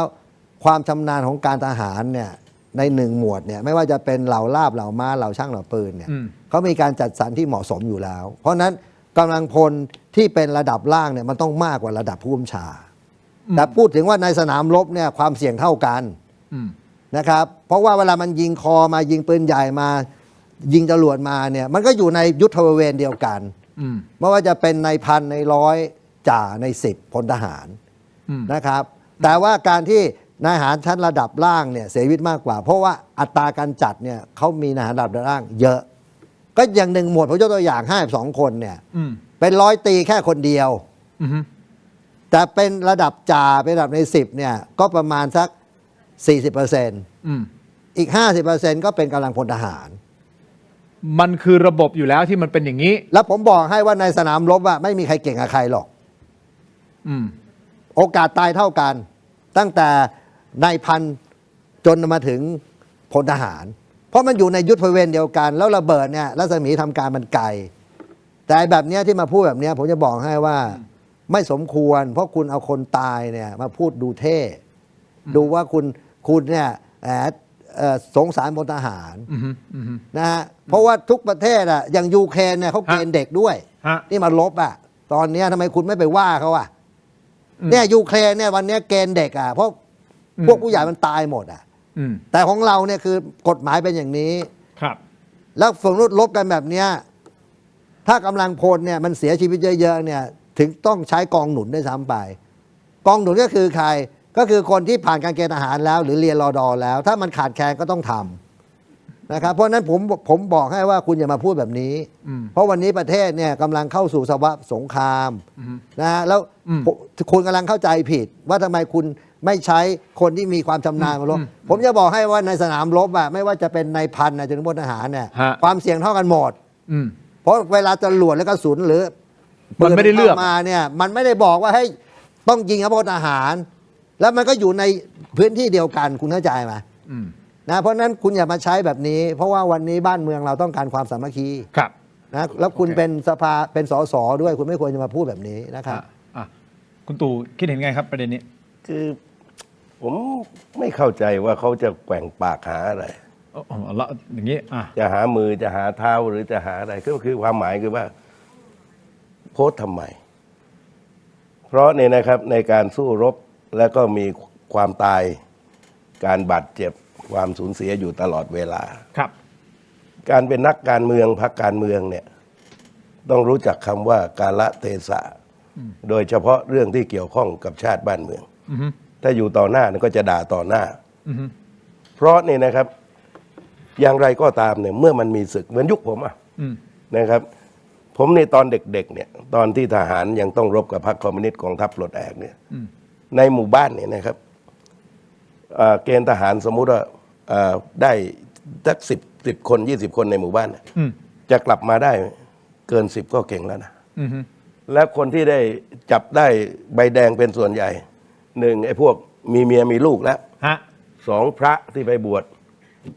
อืม นะครับส่วนใหญ่ก็ไปเกณฑ์ทหาร โอกาสได้กลับน้อยมาก ทีนี้เนี่ยนะครับผมเนี่ยก็จับยุคผมก็จับได้ใบดำอ่ะผมได้ใบดำแต่เราก็มองเห็นว่าการทำหน้าที่เนี่ยครับของชายไทยเนี่ย ครับ นะครับบางห่วงเวลามันไม่มีสงครามนะครับแน่นอนที่สุดการรบมันก็ไม่เกิดขึ้น ครับ แต่ว่าเมื่อมีสงครามมันก็เป็นหน้าที่ อือฮึ นะครับใครจะตายก่อนตายหลังมันไม่ใช่สำคัญอ่ะอย่างที่พี่รังสีบอกอ่ะ อืม นะครับมันมีสิทธิ์ตายเท่ากันอ่ะ อืม ระเบิดหล่นตูมเนี่ยนะครับมันไม่ได้ระเบิดมันไม่บอกยศนี้ไม่ตายยศนี้ตายถ้าเป็นสัญญาบัตรไม่ตายจ่าไม่ตาย ตายอย่างเสมอภาคกันในทางปฏิบัติ อือฮึ ปัญหาก็คือว่าณขนาดนี้เนี่ยครับเรื่องที่นักการเมืองควรจะพูดไม่ควรจะพูด อ่ะงั้น ในลักษณะนี้เนี่ยนะครับมันคือการทำลายฝันกำลังใจนะครับ และทีนี้เนี่ยครับไอ้คนที่ลูกไปเกณฑ์ทหารก็เกิดมีอาการเห็นไหมระสำระสาย คือปัญหาว่าคุณพูดทำไมเขียนทำไมนะครับเพราะปกติแล้วเนี่ยนะครับคุณกำลังสู้คดีของคุณอยู่นะ อืม แต่มุมมองของผมว่านะครับการเป็นนักการเมืองที่ไม่รู้จักสถานการณ์ของบ้านเมือง โดยเฉพาะที่เกี่ยวข้องกับบูรณภาพดินแดนนั้น จะต้องพิจารณาตัวเอง ผมไม่ชอบนักการเมืองพันธุ์แบบนี้ ขวัญและกำลังใจเป็นสิ่งที่สำคัญมากๆ โดยเฉพาะในสถานการณ์แบบนี้ น้องๆพี่ๆชาวทหารที่อยู่ด่านหน้าเขาอยู่กันอย่างยากลำบากมากนะครับ ไม่ใช่ว่ามีแล้วก็อยากจะกินกาแฟแล้วไม่ใช่อย่างนั้นนะฮะไม่ใช่นะครับเขาอยู่อย่างยากลำบากมากๆ ขวัญและกำลังใจเป็นสิ่งที่สำคัญ ไม่ใช่เฉพาะแค่สำหรับทหาร แต่สำหรับครอบครัวของทหารด้วย ถูกต้องไหมครับอย่าลืมว่าหนึ่งคนเขามีพ่อมีแม่ มีพี่น้องมีญาติ ซึ่งเขารู้ว่าลูกของเขาหลานของเขาน้องของเขาเนี่ยพี่ของเขาเนี่ยอยู่ด่านหน้า การสร้างขวัญและกำลังใจในมุมของทหารอยากให้ท่านพลเอกรังสีพูดนี่ผมอยากจะมันเป็นประเด็นที่พี่ตู่จุดมาแล้วผมอยากให้ท่านขยายความนิดนึงในฐานะที่ท่านเป็นทหารเรื่องของขวัญและกำลังใจ คือแบบนี้เวลาคุณต้องออกสนามเนี่ยสิ่งแรกที่คุณคิดเนี่ยคุณจะต้องไปเสี่ยงแน่ๆเพราะมันไม่ได้ไปเที่ยวยิ่งถ้าคนมีพ่อแม่ที่แก่ มีลูกเมียที่ต้องดูแลเนี่ยคุณก็จะมาว่ามันเครียดแต่ว่าหน้าที่อ่ะมันต้องไปแล้วก็มันปฏิเสธไม่ได้ ถึงเขาถามว่ามีทหารไว้ทำไมไงก็มีไว้ตอนเนี้ยตอนที่มันลบกันเนี่ยเพราะนั้นผมก็เบื่อไอ้พวกปากเก่งอ่ะเก่งวาทกรรมไปเรื่อยว่ามีทหารไว้ทำไมเอานี่ไอ้คนพูดกล้าไปกับผมวันนี้ไหมเนี่ยไปอยู่กันที่ศรีสะเกษไปนอนฟังระเบิดกันเนี่ยผมเป็นนายพลเกษียณแล้วด้วยเนี่ยที่พูดปากเก่งแบบเนี้ยเดี๋ยวเราไปอยู่ที่ฐานกันเลยนะครับคือวันนี้เนี่ยคุณจะมาอย่าเล่นวัฒกรรม คุณจะทำให้แตกสามัคคีนะทุกคนวันนี้ต้องมีหน้าที่คือคนที่ไม่ได้ไปทำหน้าที่ก็ต้องเอาใจนะเราส่งกำลังใจไปอะไรที่ช่วยได้เราก็ช่วยนะครับแต่คุณอย่ามาพูดแบบนี้คุณจะพูดว่าทหารเกณฑ์อย่างนู้นอย่างนี้แล้วคุณทำอะไรสสอย่างพวกคุณก็ได้แต่พูดไปเรื่อยใช่ไหมฮะไม่ได้มีประโยชน์นะถ้าคุณแน่จริงไปคุณไปกับผมเลยไปอยู่แนวหน้าในการไปวัดกันมาครับผมก็เสียแล้วด้วยจริงๆพวกคุณคือกองหนุนไอ้สสที่อยู่ตอนเนี้ยนะฮะเนี่ยผมถึงบอกว่าประเทศเราเนี่ยนะนอกจากศึกนอกแล้วยังมีศึกในนะครับแล้วเป็นศึกในที่ไม่รู้ภาษีภาษาไม่รู้กาลเทศะไม่รู้ช่วงเวลาวันนี้เราเอาอธิปไตยของประเทศเป็นเดิมพันครับถูกไหมฮะแล้วคุณจะมาสร้างความแตกแยกเพื่ออะไรคำที่ทั้งสองท่านพูดเมื่อสักครู่นี้ตรงกันก็คือคำว่ากาลเทศะครับที่จริงแล้วเนี่ยในพรรคเขาเองอย่างกับไอ้เจ้าวิโรจน์เนี่ยเขายังโพสต์ดีนะว่าให้หนึ่งสดุดีบรรดาทหารที่เสียชีวิตและให้กองทัพได้ดูแลอย่างดีที่สุดในฐานะกรรมาธิการมันก็ต้องพูดแบบนี้ดิคนเป็นนักการเมืองแต่ว่าในยามศึกสงครามเนี่ยมันไปพูดแบบนี้เนี่ยนะครับปัญหาก็คือว่าคุณจะได้อะไรนะครับเพราะว่าประชาชนที่เลือกคุณไปนั้นเนี่ยเขาก็เป็นคนไทยที่รักชาติบ้านเมืองนะใช่ครับเพราะฉะนั้นเนี่ยครับในเรื่องบูรณภาพดินแดนนั้นมันไม่เกี่ยวกับเจนนะครับไม่ว่าจะรุ่นไหนก็ตามถ้าไม่มีแผ่นดินสักอย่างเนี่ยนะครับเจนไหนมันก็อยู่ไม่ได้นี่นะฮะคุณวิโรจน์ลัคนาดิศรไหนคุณจตุพรพูดถึงคุณวิโรจน์ที่โพสต์เดี๋ยวจะให้คุณผู้ชมดูคือเผอิญอยู่ในนี้นะฮะสสวิโรจน์เขาผมว่าเขาโพสต์ดีนี่เทียบกันอยู่ในพรรคเดียวกันเดี๋ยวทั้งทีมงานเอาภาพขึ้นด้วยแต่เอาดูจากตรงนี้ก่อนก็ได้เดี๋ยวผมอ่านให้ฟังกรรมาธิการทหารจะติดตามเพื่อให้ทหารที่พลีชีพเพื่อชาติและทหารที่ได้รับบาดเจ็บตลอดจนครอบครัวของพวกเขาได้รับการดูแลจากรัฐอย่างเต็มที่ที่สุดนี่คือคนจากพรรคเดียวกันนะครับคนจากพรรคประชาชนนะครับแต่คุณผู้ชมตัดสินเอาเองว่าการโพสต์ของคนนี้คุณวิโรจน์ลัคนาดิศรกับการโพสต์ของคุณจิรัตน์ทองสุวรรณท่านรู้สึกยังไงแต่ที่แน่ๆคุณผู้ชมครับท่านรังสีพูดชัดเจนพี่ตู่พูดชัดเจนเรื่องของขวัญและกำลังใจเป็นสิ่งที่สำคัญที่สุดณตอนนี้สำหรับพ่อแม่พี่น้องชาวทหารที่อยู่ด่านหน้าเมื่อวานนี้ผมได้เปิดคลิปหนึ่งซึ่งเปิดออกมาแล้วมีหลายความรู้สึกมากผมสองจิตสองใจในการที่จะเปิดอีกครั้งหนึ่งนะครับเพราะมันเป็นคลิปที่บางทีมันแล้วแต่คนจะตีความแต่สำหรับผมต้องการให้เห็นว่าทหารทุกนาย เสียสละนะครับแล้วเราอยากจะส่งกำลังใจให้กับทหารทุกนายจริงๆกับครอบครัวด้วยเพราะฉะนั้นสิ่งที่เราต้องการคือขวัญและกำลังใจที่ส่งให้เขาได้รับรู้ว่าคนไทยทั้งประเทศเราอยู่เคียงข้างคุณนะเราอยู่กับคุณถึงแม้เราจะไม่ได้ไปถือปืนอยู่กับคุณแต่เราจะไม่ทำลายขวัญและกำลังใจของคุณคลิปนี้ผมขออนุญาตเชิญครับ Happy birthday to you Happy birthday to you Happy birthday Happy birthday to you วันเกิดน้องเก่งนะครับอยู่ชายแดนมันเกิดเดิมอยู่ในระบังเกอร์ฉลองวันเกิดอยู่ดีมีแห้งเนาะ เป่าเลยคนเดิม ตรวจการได้น้องเนี่ย จ่าเอ็มคนเดิมครับอยู่กับจ่าเอ็มมีแต่ความสุขนะครับวันนี้ครับ ตรวจการได้น้อง เอากินแล้วตาตื่น ก็ท่ามกลางเสียงหัวเราะอาจจะหัวเราะได้จากใบหน้า แต่ใจผมเชื่อว่า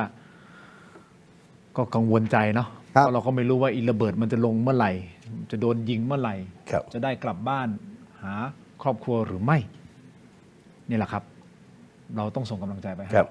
เดี๋ยวพูดนิดได้ไหมกำลังจะจัดงานจากแนวหลังสู่แนวหน้าเนี่ยเป็นการย่อส่วนที่อนุสาวรีย์ชัยสมรภูมิที่เคยจัดนะแต่ว่าจะจัดในวันอาทิตย์นี้ตั้งแต่เที่ยงวันเป็นต้นไปศิลปินตั้งแต่พี่หงาคาราวานแฮมเมอร์หลายวงนะครับแล้วก็บรรดานะครับในคณะก็จะมาร่วมในการพูดจากัน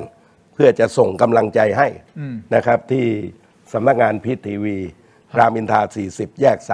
33/1นะครับเที่ยงวันถ้าใครว่างก็เชิญกันไปที่นั่นไปให้กำลังใจกันส่งเสียงนี่ฮะคุณผู้ชมผมขออนุญาตไปต่อกันที่เรื่องของการสื่อสารกันนิดหนึ่งนะว่าฝั่งกัมพูชาเขาสื่อสารอย่างไรออกมานะครับกัมพูชาวันนี้มาอีกแล้วนะฮะ มาลีโสเจียตามาลีมาสมชื่อนะครับปล่อยเฟกนิวส์โจมตีใส่ไทยคุณผู้ชมวันนี้เธอกล่าวหานะครับบอกว่าหากไม่มีการดำเนินการใดๆเพื่อเอาผิดกองทัพไทยนี่ผมต่อเนื่องเกี่ยวกับทหารเลยนะท่านพลเอกรังสีนี่นะเขาพูดอย่างนี้นะหากไม่มีการดำเนินการใดๆเพื่อเอาผิดกองทัพไทยพรุ่งนี้กองทัพไทยอาจจะทำเช่นเดียวกันกับประเทศอื่นๆที่อ่อนแอและเล็กกว่าตนเองครับฟังเสียงครับIf no action to taking to hold the Thai army accountable for the illegal action, the situation will escalate. Today, the Thai army invade Cambodia. Tomorrow, the Thai army may do the same to other countries that are weaker or smaller than itself. This will seriously affect peace and security in Thai region นี่นะฮะมาลีโสเจียตามาตามนัดจริงๆนะฮะเรื่องของการปล่อยเฟกนิวส์ต้องบอกว่าเฟกนิวส์นะครับอย่างนี้ฮะเพราะว่ารัฐมนตรีกัมพูชาอ้างไทยยิงใส่โรงพยาบาลของกัมพูชานี่นะครับต้องเพิ่มเติมนิดนึงรัฐมนตรีว่าการกระทรวงสารสนเทศของกัมพูชานายเนตรภักตราออกมาเปิดเผยกับสื่อมวลชนกัมพูชาพร้อมเผยแพร่ภาพอ้างว่ากองทัพไทยได้ยิงถล่มโรงพยาบาลประจำอำเภอซัมปาวลุนจังหวัดพระตะบองโดยกระสุนปืนใหญ่ตกบนถนนในเขตโรงพยาบาลและมีการระบุด้วยนะว่าการโจมตีของฝ่ายไทยตลอด4วันที่ผ่านมาส่งผลให้พลเรือนชาวกัมพูชาเสียชีวิตละ10รายและบาดเจ็บอีก60รายขณะที่ในโลกสังคมออนไลน์ของไทยตั้งข้อสังเกตว่าเดี๋ยวนะถนนไม่ได้เป็นรอยเลยแม้แต่นิดเดียวถ้าโดนกระสุนปืนใหญ่จริงๆเนี่ยพื้นถนนมันจะอยู่ในลักษณะแตกกระจายเป็นหลุมกว้างเนี่ยสังเกตดีๆคุณผู้ชมลูกกระสุนปืนใหญ่เหมือนถูกนำมาวางเอาไว้ใช่หรือไม่เช่นเดียวกับลูกระเบิดข้างโอ่งท่านพลเอกรังสีเห็นภาพนี้วิเคราะห์หน่อยฮะเฟกนิวส์จากกัมพูชาจัดให้หน่อยฮะ1ชุดเนี่ยฮะเหมือนเหตุการณ์เนี้ยเหตุการณ์ก่อนหน้าเนี่ยที่เอาระเบิดมาวางข้างๆโอ่งจำได้ไหมฮะแล้วโอ่งไม่แตกอ่ะเช่นเดียวกันบอกว่าโรงพยาบาลตกใส่พื้นแต่พื้นนี่เรียบกริบก็คือแบบนี้มาลีเนี่ยผมไม่สงสัยเลยว่าทำไมคือเขาได้พลโทเร็ว ทำไมฮะก็หน้าที่เขาอย่างเดียวคือเฟกนิวอ่ะโอเคกับพูดโกหกให้ทั้งโลกฟังแล้วก็พูดแบบหน้าตาเขาแบบน่าเชื่อถือนะคือหน้าเขาจะเครียดอ่ะนะครับเพราะนั้นเราอย่าไป ฟังเขาเลยไม่มีประโยชน์เพราะเราฟังมาหลายรอบแล้ว แล้วจริงๆ ไม่ควรจะเอาที่เขาแถลงมาเปิดแล้ว เพราะว่ามันไม่มีสาระนะครับ เพราะเขาเป็นบุคคลที่เป็นโมฆะสติแต่เราต้องสื่อสารเพื่อให้คนไทยเราเองได้รู้ว่าไอ้นี่มันเฟกนิวแล้วก็สื่อสารไปที่ชาวโลก this is fake news it's not real it's fake 这是假新闻不是真的新闻假新闻 fake news เราต้องสื่อสารออกไปแบบนี้คือการโกหกของมาลีเนี่ยเป็นการโกหกเพื่อใส่ร้ายประเทศไทยถูกครับและก็สร้างความชอบธรรมให้กัมพูชาคือพูดง่ายๆว่านี่นะครับก็เทียบกับคนของเราเทียบคนของเราที่พูดจะข้อเท็จจริงหรือจะใส่ร้ายก็ตามจะเห็นว่าถึงความต่างของความที่ไม่เข้าท่าทั้งคู่เนี่ยลองเทียบกรณีของเจ้ามาลีเนี่ยกับคนของไทยเนี่ยนะครับเพราะฉะนั้นนะครับเราเองก็จะเห็นว่ากัมพูชานั้นเนี่ยเขาพร้อมจะพูดดำเป็นขาวขาวเป็นดำและไม่สนใจนะครับเตรียมบทมาจากบ้านเลยแล้วก็อธิบายอะไรก็ได้นะครับแล้วไม่แคร์ด้วยนะครับถ้าคนจะจัดฉากวางระเบิดโชว์แบบนี้เนี่ยมันต้องสมเหตุสมผลไหมแต่วางเหมือนไม่มีอะไรเกิดขึ้นเนี่ยก็คือหมายความว่าพร้อมจะโกหกหน้าตาเฉยไม่รู้ไม่ชี้จะพูดอย่างเนี้ยแต่ว่าพวกนี้ก็จะพูดนำเราก็มีหน้าที่บางครั้งก็ต้องไปแก้ตามเห็นไหมแต่ว่าเราต้องผมว่าความเท่าทันทุกเรื่องราวเนี่ยนะครับบางครั้งเราไม่จำเป็นจะต้องตามแต่เราต้องข้ามไปแล้วให้เขาเป็นฝ่ายตามซะบ้าง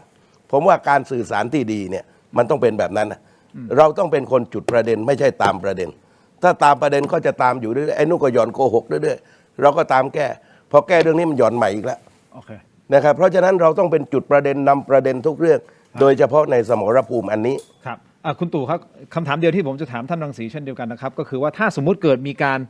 โทรสายตรงหาคุณอนุทินจริงๆจากประธานาธิบดีโดนัลด์ทรัมป์ซึ่งเราไม่รู้จะเกิดขึ้นเมื่อไหร่นะครับแล้วจะเกิดขึ้นจริงหรือเปล่าเราไม่รู้นะแต่ถ้าโทรมาจริงๆถ้าให้คุณตู่แนะนำว่าควรจะต้องทำอะไรยังไงกับท่านอนุทินรวมถึงท่านรังสีด้วยนะครับจะแนะนำอะไรยังไงควรจะทำอะไรยังไงคือคุณอนุทินต้องบอกว่าที่ประธานาธิบดีทำมาเป็นสักขีพยานเนี่ยประเทศไทยก็ยึดถือแต่กัมพูชาก็ละเมิดเช่นเดียวกับเคยละเมิดก่อนหน้านี้มา600 กว่าครั้งนะครับในช่วงที่มี MOU 43ดังนั้นเนี่ยนะครับประเทศไทยมีสิทธิ์ที่จะปกป้องตนประธานาธิบดีทำเนี่ยเขาบอกว่าต้องให้หยุดเดี๋ยวนี้อนุทินเขาต้องกล้าพูดว่าถ้าหยุดเนี่ยประชาชนเขาไม่หยุดนะประชาชนก็ต้องมาไล่ผมก็ไม่ได้เป็นนายกต่อไปเพราะอย่างไรคนก็จะไม่ยอมเพราะฉะนั้นเนี่ยประธานาธิบดีทำต้องเข้าใจว่าผมเป็นนายกได้เพราะประชาชนจะต้องยึดผลประโยชน์ของชาติเป็นใหญ่ผมตามประธานาธิบดีทำผมจะไปก่อนนะครับเพราะฉะนั้นขอใช้สิทธิ์และความจริงนั้นเนี่ยเขาไม่ให้เกียรติประธานาธิบดีทำตามที่แบบพี่รังสีว่าเพราะว่ามานั่งเป็นสักขีพยานแม้จะได้แรเอิร์ธไปบ้างแต่ว่าเฮ้ยแสดงว่าคุณไม่ได้ปฏิบัตินะสัญญาสันติภาพที่ไม่เป็นจริงคือพูดนะครับไม่ใช่ว่าตัดสายพูดแต่ว่าไม่ทำตามและอธิบายข้อเท็จจริงให้ฟังนะครับแล้วก็เดินหน้าต่อไปแล้วก็ขอความกรุณาว่าอเมริกาอย่าโปรดจะได้เข้ามายุ่งนะครับให้เป็นเรื่องระหว่างไทยกับกัมพูชานะครับของสองประเทศคือเราต้องเข้าใจว่าสงครามมันต้องจบเสียก่อนนะสงครามมันต้องเบ็ดเสร็จเสียก่อนสันติภาพมันจึงได้เกิดขึ้นเอาเราเหมือนเราดูว่านะครับถ้าอเมริกาไม่ซัดญี่ปุ่นที่ฮิโรชิมานางาซากินะครับเป็นแผลใหญ่เนี่ยจักรพรรดิญี่ปุ่นก็ไม่ลงนามยอมแพ้หรือแม้กระทั่งฮิตเลอร์ไม่ไปตายฤดูหนาวที่รัสเซียเนี่ยนะครับสงครามนั้นก็ไม่จบนะครับสันติภาพก็ไม่เกิดตามหลังมาวันนี้ก็เหมือนกันเพราะเป็นสงครามที่มันค้างคา28 กรกฎาคมไงมันยังไงสันติภาพมันเกิดไม่ได้ถ้าสงครามเนี่ยนะครับมันยังไม่จบมันยังไม่สุดยังไม่รู้ผลว่าแพ้ชนะคืออะไรนะครับถ้าสงครามแบบกักก็รบกันไปตลอดชาติแต่ว่ารบจนจบแล้วก็เอามาสันติภาพจะเกิดหลังจากนั้นเขาบอกว่าสงครามตามด้วยสันติภาพแต่ว่าไม่ใช่ว่าสันติภาพอยู่ท่ามกลางระหว่างสงครามมันไม่เคยมีอยู่จริงโอเคท่านพลเอกรังสีถ้าได้พูดกับท่านอนุทินถ้าเกิดทรัมป์โทรมาท่านจะแนะนำยังไงครับผมจะให้ท่านนายกอนุทินรับสายแต่รับสายแล้วต้องมีเงื่อนไขยังไงครับก็คือการเจรจาเนี่ยจะเกิดขึ้นเมื่อเราพร้อมแล้วผมจะใช้กระทรวงต่างประเทศเนี่ยเป็นผู้ประสานกับกระทรวงต่างประเทศสหรัฐคือไม่ใช่ว่าโทรปุ๊บเราจะต้องไป คือมันจะต้องมีเขาเรียกว่าพิธีทางการทูตอะ โปรโตคอลของการร่วมประชุม จะจัดประชุมที่ไหน จะประชุมในหัวข้ออะไร ครับ ไอ้เรื่องหยุดยิงเนี่ยเราก็บอกว่าเราหยุดแน่แต่ว่าต้องมีเวลาของเราอะที่เราจะหยุดยิง ไม่ใช่ว่าโทรปุ๊บหยุดเลยนะครับเพราะอะไรเพราะต้องอ้างได้ว่าเราจะต้องคุยกับฝ่ายความมั่นคงของเรา คุยกับสภาความมั่นคงของเรา คุยกับกระทรวงต่างประเทศของเรา เพราะผมมั่นใจนี้นะว่าเราใช้เวลาอีกไม่กี่วัน เราสามารถควบคุมสถานการณ์ได้ ในส่วนที่การมันจะลบป้องปังเล็กๆน้อยๆเนี่ยมันก็น่าจะมี แต่ไอ้ใหญ่ๆเนี่ยผมมั่นใจว่าจะจบภายในอีกไม่กี่วัน ก่อนปีใหม่ ก่อนแน่นอน ผมสังเกตดูแบบนี้ ยังไงฮะ ทุกครั้งที่กัมพูชาเริ่มเสียเปรียบทรัมป์จะออกมาทันที ถูกไหมฮะเอาคุณดูจากการลบครั้งแรก5 วัน 4 คืนทรัมป์โทรมาให้หยุดยิงเกิดการประชุม พอเราปิดด่านมันกำลังจะเสร็จทรัมป์โทรมาให้มาเซ็นไอ้ปฏิญญาสันติภาพ ที่มาเลเซีย งวดนี้เหมือนกันเนี่ยเพราะนั้นจากนี้ไปเนี่ยเราต้องจัดการให้ได้ตามแผนของเราให้บรรลุภารกิจ ก็คือ 1 เอาอธิปไตยคืน ครับ 2 ไล่ทำลายอาวุธที่มันมีสมรรถภาพแรงสูงอ่ะที่มันจะทำลายเราอ่ะ ฮะ ให้ได้มากที่สุด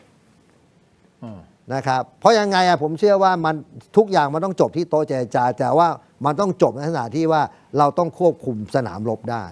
เพราะการที่เราควบคุมสนามรบได้เราได้เปรียบในสนามรบเราจะได้เปรียบที่โต๊ะเจรจา โอเค เดี๋ยวไปฟังประธานาธิบดีโดนัลด์ทรัมป์อีกครั้งหนึ่งนะฮะที่เขาพูดนี้เวทีปราศัยที่รัฐเพนซิลเวเนียนะครับจริงๆหลังจากนี้เขามีพูดอีกทีหนึ่งนะเกี่ยวกับเรื่องของการโทรหาฟังตรงนี้ก่อนครับ Tomorrow I have to make a phone call. And I hate to say this, one named Cambodia, Thailand, that had started up today. Tomorrow I have to make a phone call, and I think they'll get it. Who else could say, I'm going to make a phone call and stop a war of two very powerful countries, Thailand and Cambodia? They're going at it again. But I'll do it. So we're making peace through strength. That's what we're doing.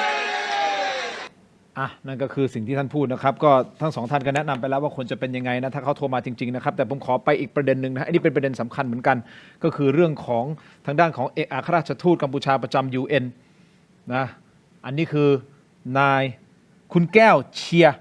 ได้ยื่นหนังสือถึงคณะมนตรีความมั่นคงแห่งสหประชาชาติ UNSC นะครับให้ดำเนินการเอาผิดต่อไทยโดยระบุว่ากองทัพไทยใช้กำลังโดยไม่ชอบด้วยกฎหมายและกระทำการรุกรานต่ออธิปไตยและบูรณภาพของกัมพูชารวมถึงโจมตีพลเรือนและสร้างความเสียหายต่อโบราณสถานเช่นปราสาทเขาพระวิหารเขาเอาตรงนี้มาบอกว่านี่ไงเพราะตามถ้าสมมุติเป็นมรดกโลก ครับ ก็จะถูกเว้นถูกต้องไหมฮะในยามสงครามเขาจะไม่ให้ทำลายแต่ตอนนี้กลายเป็นเขากำลังฟ้องนี่ไงไทยมายิงปราสาทพระวิหารแต่ในข้อเท็จจริงแล้วเรามีข่าวเรามันก็ชัดเจนแล้วว่าเขาใช้ปราสาทมาเป็นตัวบังเหมือนเป็นโล่ก็เหมือนเขาเอามนุษย์มาเป็นโล่ ตอนนี้คุณทีมตามหลักสงครามนะครับที่หมายของพลเรือนเนี่ยหรือเป้าหมายทางพลเรือนเนี่ยถ้าเมื่อไหร่ที่คุณเอาเกียรติการทางการทหารเนี่ยเข้าไปอยู่เนี่ยอย่างกรณีเขาวิหารเนี่ยมันสร้างเกินไปมันติดแอนติโดนข้างบนเราถึงต้องทำลายมันนี่ไงอันนี้ใช่ครับอันเนี้ยไอเครนตัวเนี้ยมันติดแอนติโดนอยู่ข้างบนซึ่งเราตรวจสอบแล้วว่าแช่ชัดเราถึงทำลายนะครับอันเนี้ยก็คือเป้าหมายทางทหารได้เลยนะครับเหมือนกันที่ต่างประเทศที่คุณทีมก็ได้ยินไงมันเอาจรวดเนี่ยไปซ่อนอยู่ในโรงเรียนอนุบาลเขาก็ยิงทำลายที่โรงเรียนอนุบาลเพราะถือว่าเขาสร้างความเสี่ยงให้กับของเขาเองประชาชนเขาเอง อันนี้เป็นหลักสากลถึงเรามีข่าวเรียกว่าไอ้ประเทศนี้ลบกันทำไมมันโจมตีโรงพยาบาลทำไมโจมตีโรงเรียนเพราะว่ามันเอาอาวุธเนี่ยหรือเอากองบัญชาการเนี่ยไปอยู่ในนั้นซึ่งมันจะเอาพวกนี้เป็นโล่ป้องกันแล้วก็เอาภาพมาฟ้องบอกนี่ไงเห็นไหมโจมตีโรงเรียนโจมตีโรงพยาบาลโจมตีน้ำมรดกโลกครับแล้วจริงๆแล้วเราสืบทราบมาแน่ชัดแล้วว่ามันเอาแอนติโดนไปติดอยู่บนเครนเราถึงต้องทำลายคือเครนคงไม่ได้สร้างสมัยพระเจ้าชัยวรมันละมั้งครับคือ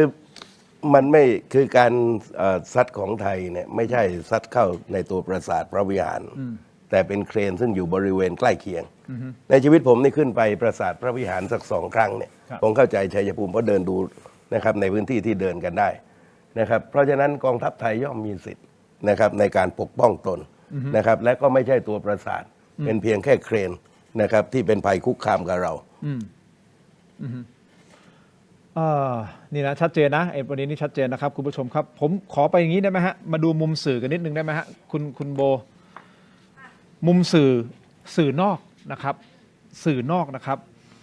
รายงานกันอย่างไรนะมีของรอยเตอร์ CNN แล้วก็มี France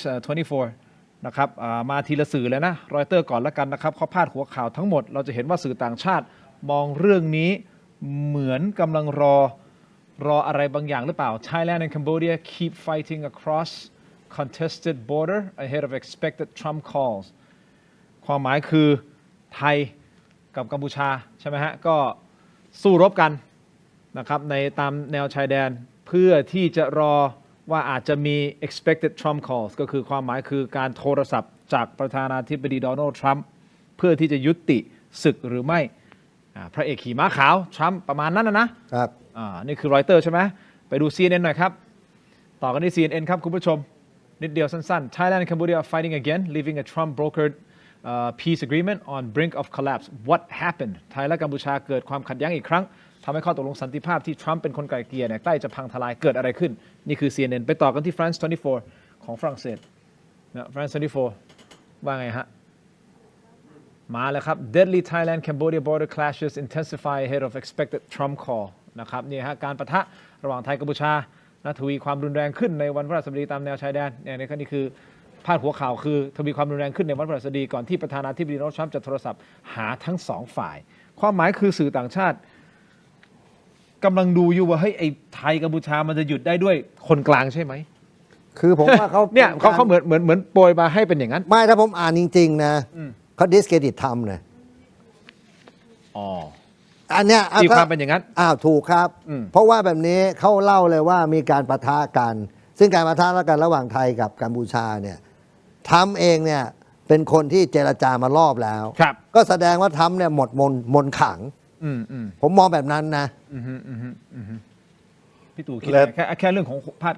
หัวข่าวของแล้วโดยหลักเนี่ยประธานาธิบดีทำเนี่ยเขาไม่เคยเจรจาหยุดได้แม้แต่เพียงศึกเดียวนะไม่ว่ารัสเซียยูเครนอิสราเอลปาเลสไตน์นะครับถ้าเขามีมนต์ขลังจริงเนี่ยเขาก็หยุดได้แต่หยุดไม่ได้นะครับเพราะฉะนั้นพอมาเจรจาสันติภาพไทยกัมพูชาที่ตัวเองเป็นสักขีพยานนะครับกันจีนด้วย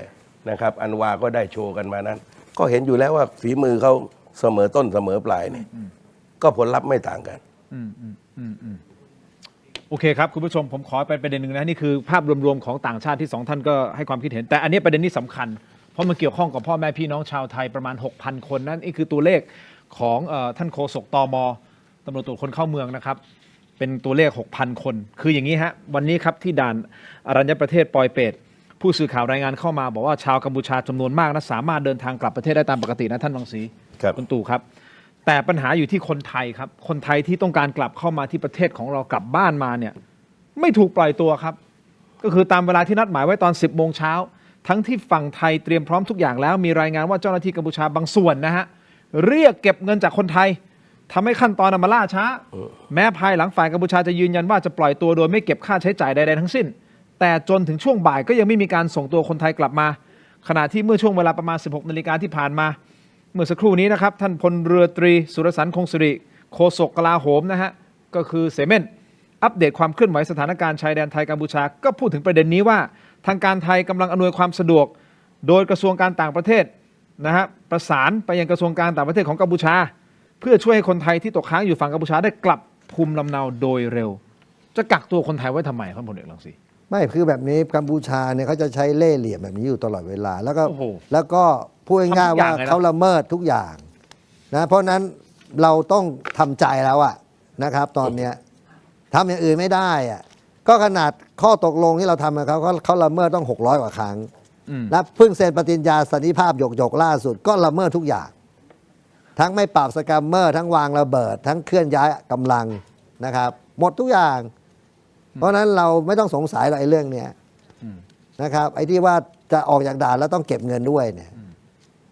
อย่างนี้นะครับคุณผู้ชมมีรายงานเข้ามามีรายงานด่วนเข้ามานะครับคุณตู่ฟังพร้อมๆกันกับท่านรังสีจะ มีการออกมาเคลื่อนไหวครั้งสำคัญของพรรคการเมืองใหญ่พรรคหนึ่งเป็นพรรคการเมืองขนาดใหญ่พรรคหนึ่งประมาณทุ่มกว่าๆนี่นะครับนี่คือรายงานเข้ามานะครับสายรายงานเข้ามาคุณโบพูดมาในหูของผมนะครับวันนี้นะฮะมันเกิดความวุ่นวายในสภาครับวุ่นวายในสภาและแหล่งข่าวข้อมูลรายงานข่าวเข้ามาบอกว่าอาจประมาณทุ่มกว่าๆใช่ไหมจะมีความเคลื่อนไหวครั้งใหญ่ครั้งสำคัญแล้วกันซึ่งเราไม่รู้มันคืออะไรแต่อาจจะมีการเปลี่ยนแปลงอะไรบางอย่างทางการเมืองหรือเปล่ายื่นอภิปรายไม่ไว้วางใจอันนี้ผมไม่ทราบแต่อันนี้คือรายงานข่าวเข้ามาแบบนี้เดี๋ยวทางทีมงานของพยายามที่จะลองเจาะเข้าไปเรื่อยๆลองดูว่าไอ้ความเคลื่อนไหวนั้นมันคืออะไรแต่อยากให้คุณผู้ชมติดตามไปเรื่อยๆนะครับประมาณสักทุ่มนิดๆนะท่านพลเอกรังสีแต่ถ้าจะให้ทั้งสองท่านวิเคราะห์ท่านคิดว่ามันคือประเด็นอะไรนั่นข้อที่หนึ่งนะครับข้อที่สองครับรัฐบาลตอนนี้อยู่ในสถานการณ์อย่างไรเอางี้ดีกว่างั้นก่อนที่เราจะมาฟังวิเคราะห์กันนะผมขออนุญาตคุณผู้ชมนิดเดียวท่านสั้นครับผมขออนุญาตมอบของก่อนนะครับในช่วงนี้แต่อยากให้คุณผู้ชมฟังกันต่อเนื่องนะครับท่านพลเอกรังสีครับพี่ตู่ครับคือถ้ามอบของผมคงเข้าใจว่าพวกผมของขาดขอบคุณนะครับขาดจริงชอบกินไหมฮะอันเนี้ยขอบคุณเม็ดอมซิงค์พลัสผลิตภัณฑ์ไมบาซินจากเกรเตอร์ฟาร์มานะครับมี3สูตรที่มีคุณประโยชน์จากวิตามินหลากหลายชนิดครับเม็ดอมซิงค์พลัสวิตามินซีและโคคิวเทนกลิ่นองุ่นมะนาวเม็ดอมซิงค์พลัสลูทีนและบิวเบอรี่กลิ่นแบล็คเคอร์เรนต์เม็ดอมซิงค์พลัสเบต้ากลูแคนกลิ่นสตรอเบอรี่นะครับซิงค์มีส่วนช่วยในการทำหน้าที่ของระบบภูมิคุ้มกันและกระบวนการต่อต้านอนุมูลอิสระถ้าเจ็บคอไอหรืออยากเสริมภูมิคุ้มกันนะครับเลือกไมบาซินจากเกรเตอร์ฟาร์มาหาซื้อได้ที่ร้านสะดวกซื้อซุปเปอร์มาร์เก็ตและร้านขายยาทั่วประเทศไมบาซินจากเกรเตอร์ฟาร์มาก้าวสู่60 ปีอย่างมั่นคงและยั่งยืนคุณผู้ชมอยู่กับผมต่อนะครับขอบคุณไมบาซินที่อยู่เคียงข้างเราเพราะฉะนั้นผมอยากให้คุณผู้ชมอยู่เคียงข้างเราเพราะจะมาฟังการวิเคราะห์ของทั้งสองท่านและทุ่มนิดที่เขาบอกเนี่ยพรรคการเมืองพรรคใหญ่จะออกมาเคลื่อนไหวอะไรบางอย่างอยากจะให้ฟังเดี๋ยวผมทีมงานของผมน้องโบเนี่ยพยายามที่จะเจาะหาข้อมูลเพิ่มเติมนะแป๊บหนึ่งนะครับคุณผู้ชมแต่ผมขออนุญาตต่อเลยนะครับท่านรังสีครับนี่นะครับขอบคุณครับนั่นครับพี่ตู่ครับนี่ฮะคุณผู้ชมยาดมสมุนไพรตรามังกรทองอันนี้คือสูตรดั้งเดิมนะสีน้ำเงินนะครับแต่ของเขามีสูตรดอกไม้หอมด้วยซึ่งสูตรดอกไม้หอมได้รับรางวัล Premium Herbal Products นะผลิตภัณฑ์สมุนไพรคุณภาพปี 2568 จากกรมการแพทย์แผนไทยและการแพทย์ทางเลือกนะครับบรรเทาอาการวิงเวียนศีรษะหอมเย็นชื่นใจจากอ้วยอันโอสถนะครับขอบคุณมากๆครับอ้วยอันโอสถที่อยู่เคียงข้างถกไม่เถียงนะครับต่อกันที่ Seago Electric ที่อยู่เคียงข้างเราเช่นเดียวกันเครื่องใช้ไฟฟ้าขนาดเล็กครับที่ตอบโจทย์ทุกการใช้งานทำได้ทั้งเมนูร้อนเย็นครบจบในเครื่องเดียวเครื่องปั่นร้อนเย็นนะฮะ Silent Pro เทคโนโลยีลดเสียงรบกวน2 เท่า Digital Control ควบคุมการทำงานได้อย่างแม่นยำเพื่อผลลัพธ์ที่สม่ำเสมอขอบคุณ Seago Electric ที่อยู่เคียงข้างถกไม่เถียงและ Seago Electric นะครับขอมอบเครื่องบดสับอาหารแบบไร้สายฮะพี่ตู่ทำกับข้าวหรือเปล่าฮะหรือเอาให้คนที่ทำกับข้าวแบบพกพาเสียบสาย USB ชาร์จได้ผมไม่ได้ทำกับข้าวแต่ทำหน้าที่ในการล้างจานโอเคครับเดี๋ยวท่านพลเอกสีครับจาก Seago Electric ขอบคุณมากๆเลยนะครับต่อกันที่กรดไหลย้อนถ้าท่านมีกรดไหลย้อนต้องวันเกิดครับยาบรรเทาอาการแสบร้อนกลางอกอาหารไม่ย่อยเนื่องจากกรดไหลย้อนถ้ามีกรดไหลย้อนต้องวันเกิดครับขอบคุณมากๆเลยนะครับวันเกิดยาสามัญประจำบ้านที่จะต้องมีติดไว้ที่บ้านนะครับวันเกิดครับกรดไหลย้อนต้องวันเกิดครับต่อกันที่ Compact Brake ครับก้าวล้ำไปอีกขั้นกับนวัตกรรมความปลอดภัยล่าสุดนะครับ Compact Primo Gen 2 สูตร Pre Brake เกรดพรีเมียมนะครับมาพร้อมกับเทคโนโลยีใหม่ Zero Water Absorption Technology ที่เพียบพร้อมด้วยมาตรฐานความปลอดภัยระดับโลกพร้อมแล้วที่จะทำให้ทุกเส้นทางอยู่ในคอนโทรลของคุณจัดจำหน่ายแล้ววันนี้ที่ร้านอะไหล่ชั้นนำทั่วประเทศและ Compact Premium Service Center Compact Primo Gen 2 All in Control ขอบคุณมากๆนะครับ Compact Brake ครับที่อยู่เคียงข้างถกไม่เถียงนะครับต่อกันที่ยาธาตุน้ำขาวครับนี่ฮะพี่ตู่ครับยาธาตุน้ำขาวครับหลังจากที่พี่ล้างจานพี่อาจจะต้องใช้บริการยาธาตุน้ำขาวผมพูดเล่นแต่เชื่อจริงจังท่านผู้ยังสีครับครับนี่ครับยาธาตุน้ำขาว49 บาทฝาสีฟ้าตราหารคู่นะครับมาตรฐานสากลหาซื้อง่ายครับตามร้านขายยาแผนปัจจุบันทั่วไปราคาเพียง49 บาทครับ49 บาทเข้าถึงง่ายครับจาก HK Pharmaceutical นะครับขอบคุณมากๆครับยาธาตุน้ำขาว49 บาทฝาสีฟ้าตราหารคู่ที่อยู่เคียงข้างถกไม่เถียงนะครับขอบคุณมากๆครับต่อกันที่อีกหนึ่งนวัตกรรมใหม่ครับ BrainTech Tri Screen ครับจอเสริมสุดล้ำที่สามารถทำงานพร้อมกันได้ถึง4 หน้าจอในเวลาเดียวกัน ด้วยความคมชัดระดับ Full HD นะครับและการเชื่อมต่อที่ง่ายสุดๆจริงๆฮะเพราะว่าเสียบสาย USB Type C ก็พร้อมใช้งานได้ทันทีนะครับและน้ำหนักเบาด้วยพกพาสะดวกครับถ้าท่านสนใจฮะมี2ขนาดให้เลือกด้วยกัน14 นิ้วกับ16 นิ้วนะครับกดเข้าไปที่หน้า Facebook Tero Digital Tero Digital ใน Facebook นะครับอย่าพลาดตอนสั่งซื้อใส่โค้ด Let's Play AI Let's Play AI รับส่วนลดทันที 2,000 บาทนะครับอีกหนึ่งสิ่งที่อยากจะแนะนำสั้นๆนิดเดียวนะครับของดีครับอันนี้ครับขออนุญาตนะท่านครับ ขอบคุณฮะ นี่ฮะพี่ล้างจานไม่พอพี่ต้องซักผ้าด้วย พี่ตู่ครับนี่ครับบริษัทสะดวกสะอาดปลอดภัยจำกัดคือผู้ผลิตผงซักฟอกแบรนด์ไทยแท้ที่อยู่เบื้องหลังสินค้าคุณภาพในร้านค้าชั้นนำมากมายไม่ว่าจะเป็นแบรนด์คุ้มค่าแบรนด์ Clean Action ของ 7-Eleven และ Lotus นะครับแบรนด์แชมป์ของ CJ Express แบรนด์ Clean D ของ Big C นะครับและยังมีก้อนดับกลิ่นโถปัสสาวะชายแอปส์ดีไซน์สวยห้องน้ำหอมนะครับถ้าท่านสนใจสั่งซื้อหรืออยากจะผลิตผงซักฟอกในแบรนด์ของตัวเองติดต่อได้ทุกช่องทางที่ชื่อว่า Thai Detergent นะครับขอบคุณมากๆนะครับบริษัทสะดวกสะอาดปลอดภัยนะครับอีกหนึ่งสินค้าสั้นๆนิดเดียวครับเป็นแบรนด์ชนอโรมาทิกครับครีมทามือ CHOL พิมพ์ใน Shopee Lazada นะ TikTok Facebook นะครับหรือถ้าท่านจะสะดวกสบายนี่ชมไลฟ์อยู่ใช่ไหมฮะกดเข้าไปเลยครับตะกร้าตรงนี้ปุ๊บนะตะกร้าสามารถช้อปปิ้งได้เลยนะครับหนึ่งในนั้นคือชนแฮนด์ครีมครับ CHOL ชนแฮนด์ครีมเป็นครีมทามือสูตรน้ำมันหอมระเหยแท้นะครับซึ่งถ้ามือพังก็ซ่อมได้ซ่อมแซมฟื้นฟูลดริ้วรอยนะครับไฮยาลูรอนิกสารสกัดดอกพิโอนีสารสกัดต่างๆที่เป็นธรรมชาติแท้ๆในนี้เลยนะครับสามารถที่จะบำรุงผิวได้ฟื้นฟูได้จริงนะฮะแล้วก็ไม่มีน้ำหอมนะครับเป็นสารสกัดจากธรรมชาติผมขายในห้างสรรพสินค้าไม่ว่าจะเป็นไอคอนสยามเซ็นทรัลเวิลด์เอ็มควอเทียคิงพาวเวอร์นะฮะขายให้กับชาวต่างชาติเป็นหลักนะครับแล้วก็อยากให้คนไทยได้ลองใช้นะของแบรนด์ไทยแท้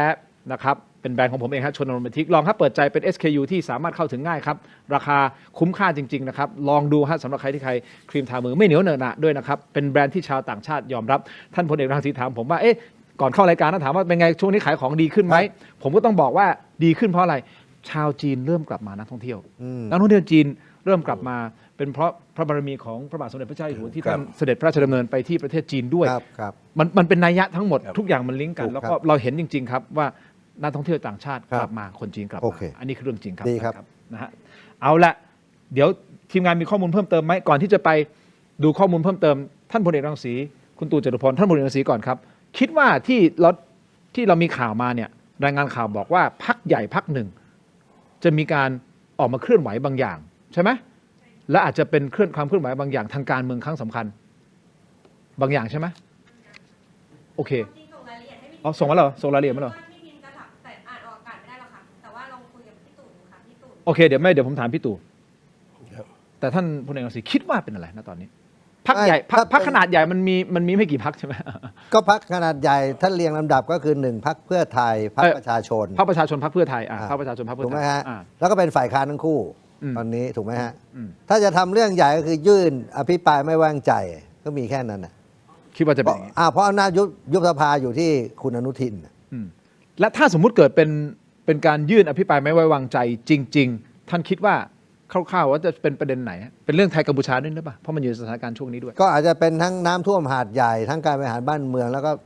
เป็นเรื่องของสงครามด้วยแต่ว่าจะยื่นแบบมาตรา151หรือ152ด้วยนะถ้า152คุณอนุทินก็คงอยู่ต่อแต่ถ้า151คุณอนุทินก็คงต้องไปผมดูแล้วแกก็คงต้องยุบสภาเพราะแกอยู่ไปแกก็ตกเก้าอี้แน่ๆเพราะเสียงสู้ไม่ได้เพราะแกเป็นรัฐบาลเสียงข้างน้อยนะนี่มองในมองการเมืองนะแต่ผมไม่รู้ว่าเขามีอะไรแต่ถ้าเป็นอย่างนั้นก็อาจจะโอเคก็วิเคราะห์ได้นะครับโอเคคุณตู่จตุพรคนการเมืองคิดว่าจะเป็นเรื่องอะไรครับคือเข้าใจว่าคงจะเห็นแววเรื่องรัฐธรรมนูญ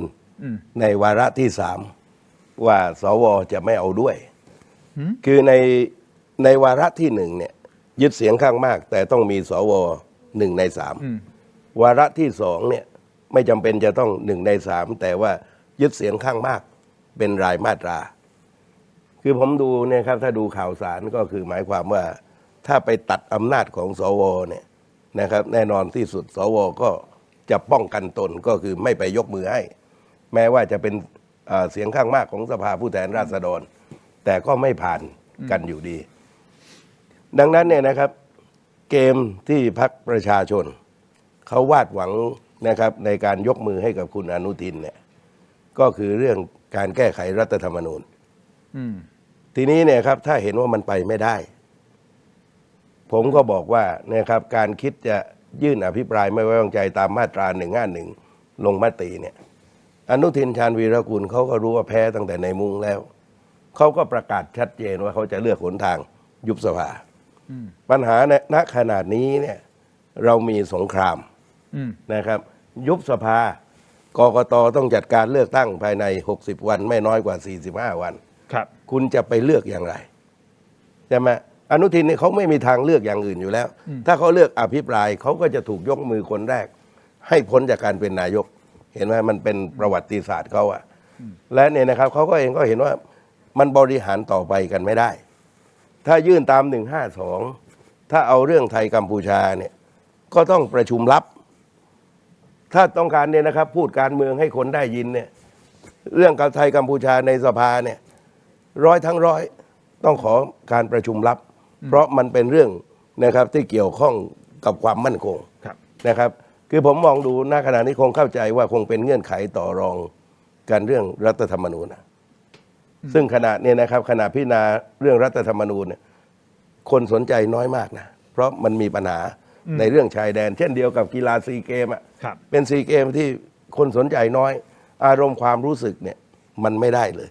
นะครับเพราะฉะนั้นอย่างไรก็ตามผมว่าถ้าจะตัดสินใจอะไรของพรรคการเมืองผมอธิบายให้ฟังก็ได้ว่าถ้าขืนอนุทินยุบสภาเนี่ยนะครับโอกาส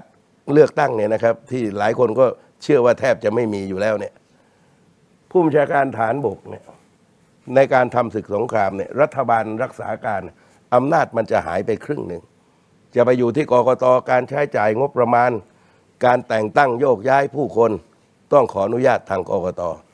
ดังนั้นเนี่ยนะครับหลักของการทำสงครามมันเงื่อนง่าราคาแพงไม่ได้ผู้บัญชาการฐานบกก็จะใช้อำนาจประกาศกฎอัยการศึกทั้งประเทศก็คือเอาอำนาจมาไว้ที่ตัวเองเป็นอำนาจที่ใหญ่กว่านายกรัฐมนตรีหรือแม้กระทั่งประธานสภาผู้แทนราษฎรประธานรัฐสภาหรือแม้กระทั่งประธานฝ่ายตุลาการก็ตามดังนั้นเนี่ยนะครับถ้าจะตัดสินใจเลือกเส้นทางนี้เนี่ยคุณไม่ได้เลือกตั้งเท่ากับคุณส่งอำนาจให้กับทหารบรรยากาศเนี่ยนะครับการประกาศใช้กฎอัยการศึกให้นึกถึงวันที่พลเอกประยุทธ์ก่อนยึดอำนาจที่นัดพวกผมไปเจรจาพลเอกประยุทธ์นั่งหัวโต๊ะนะคณะรัฐมนตรีเนี่ยครับไม่ได้นั่งหัวโต๊ะนะนั่งข้างโต๊ะก็มีปลายโต๊ะก็มีสถานการณ์มันก็จะเปลี่ยนนะครับก็ให้ตัดสินใจดีๆนะครับตกลงกันว่าอย่างไรก็เจรจานะครับเรื่องรัฐธรรมนูญไม่มีใครได้ทั้งหมดอยู่แล้วนะครับการเว้นหมวด1หมวด2นะครับก็นับเป็นเรื่องที่เป็นไปได้แต่ว่าเนี่ยนะครับถ้าไปตัดเรื่องความซื่อสัตย์สุจริตเป็นที่ประจักษ์มาตรฐานทางจริยธรรมเนี่ยซึ่งมันเป็นหัวใจของการปราบปรามทุจริตคอร์รัปชัน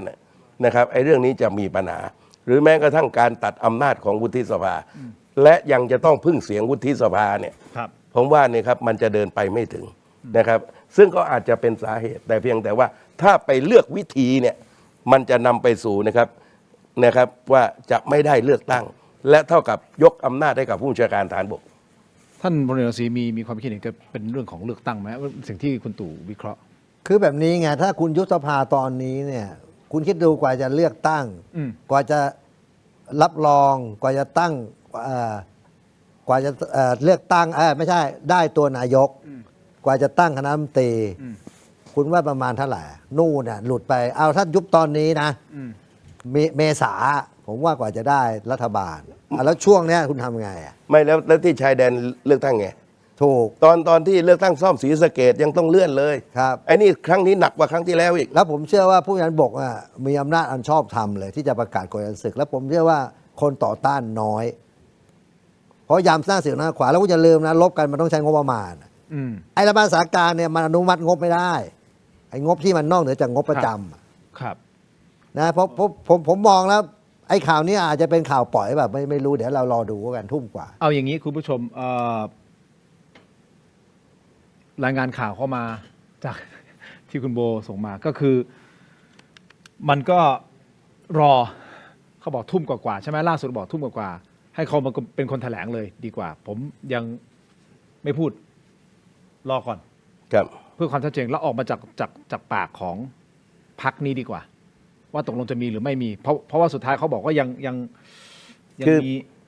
คืออย่าไปคือหมายความว่าการตัดสินใจของนักการเมืองในระบอบประชาธิปไตยเนี่ยนะครับ คุณต้องไม่ทำหน้าที่ไปเปิดประตูให้กับเนี่ยนะครับให้กับอำนาจนอกระบบเข้ามา แต่ว่าถ้าคุณทำอย่างนั้นคุณอย่าไปโทษใครนะครับ ก็เตือนกันครบอยู่แล้วนะครับ ว่าในสถานการณ์สงครามเนี่ยคุณยังเห็นแก่ตัวอยู่เนี่ยนะครับ โดยหวังว่าเงาในน้ำมันใหญ่กว่าเนี่ยนะครับ สุดท้ายเนี่ยมันจะไม่ได้อะไรเลยนะครับ ผมก็ให้คิดดีๆลองดูครับ ครับ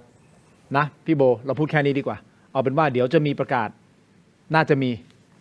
จากพรรคนี้ในช่วงประมาณทุ่มกว่าๆซึ่งอีกไม่นานแล้วครับครับเราขอไม่เป็นคนที่พูดเพราะว่าก็เคารพเนาะเคารพเขาก็ให้เขาเป็นคนพูดนะครับ แต่ว่าจะมีการประกาศใหญ่แล้วก็อาจจะมีการอะไรที่มันจะมีผลกระทบทางการเมือง ติดตามอย่างใกล้ชิดโหวตวันนี้ครับคุณผู้ชมเกือบ 14,000 โหวตเลยเนาะโหวตกันเข้ามาผมถามว่าคุณคิดว่าการสื่อสารภาครัฐต่อเหตุการณ์ไทยกัมพูชาเป็นอย่างไรนะครับชัดเจนอยู่ที่ 40% ครับพอใช้อยู่ที่ 34%อ๋อนี่โทษทีเปลี่ยนไปละชัดเจนที่ 42%พอใช้ที่ 33%ควรปรับปรุงที่ 21%ไม่แน่ใจที่ 4% นั่นหมายความว่าถ้าเปรียบเทียบย้อนหลังของ2วันที่แล้วที่เราถามคำถามเดียวกันนะคุณผู้ชมครับมันจะเห็นชัดเจนว่าไอ้คำว่าชัดเจนมันเพิ่มขึ้นพอใช้เพิ่มขึ้นนั่นหมายความว่าอะไรเข้าประชาชนเสียงส่วนใหญ่ก็รับได้กับการเอามาสื่อสารซึ่งมันดีมีเปรียบเทียบไหมเอาเปรียบเทียบขึ้นมาสิครับมาเลยน่าจะได้เห็นเนี่ยฮะก่อนหน้านี้วันที่9วันที่10เห็นไหมชัดเจนอยู่ที่29ของวันที่9ใช่ไหมครับพอวันที่10วันหยุดขึ้นมา35พอใช้32พอใช้อยู่ที่34ของวันที่10เห็นไหมฮะคือมันขึ้นมาควรปรับปรุงมาลดลงเห็นไหมควรปรับปรุง34ใช่ไหมแล้วก็ลงมาที่27นะครับแล้วก็มาล่าสุดนะอยู่ที่21นั่นหมายความว่าดีขึ้นตามลำดับแล้วคนโหวตก็เพิ่มขึ้นนะครับวันนี้ก็เกือบ 14,000 โหวตขอบคุณมากๆครับสำหรับทุกการโหวตครับรอติดตามนะครับคุณผู้ชมโอเคไหมทีมโบไม่ได้มีอะไรเพิ่มเติมนะมีไหมพี่ตู่วิเคราะห์น่าเอางี้ดีกว่าพี่ตู่วิเคราะห์น่าคิดท่านพลเอกรังสีวิเคราะห์ก็น่าฟังเอางี้นะโอเคนะครับขอบคุณมากทั้งหมดเลยครับพี่ตู่ครับทั้งหมดนี้คือถกไม่เถียงครับขอบคุณคุณผู้ชมทุกท่านครับสวัสดีครับ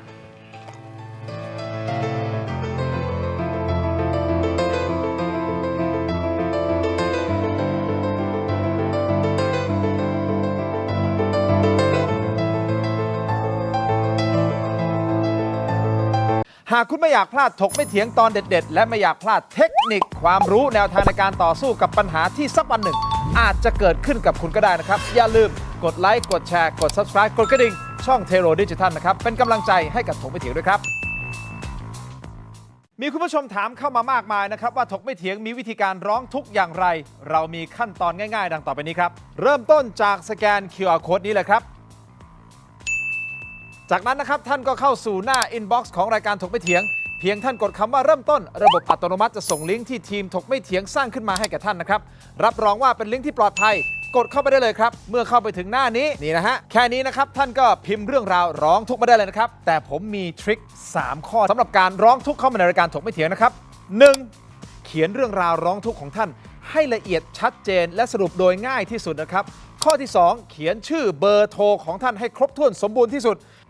และข้อที่ 3 ถ้าท่านมีภาพคลิปวิดีโอกล้องวงจรปิดหรือหลักฐานต่างๆนะครับส่งเข้ามาที่ inbox ของเราได้เลยครับเพียงเท่านี้นะครับเรื่องราวร้องทุกข์ของท่านก็จะเข้าสู่ระบบหลังบ้านของถกไม่เถียงอย่างแน่นอนนะครับอย่าลืมนะครับเดือดร้อนไร้ที่พึ่งนึกถึงถกไม่เถียง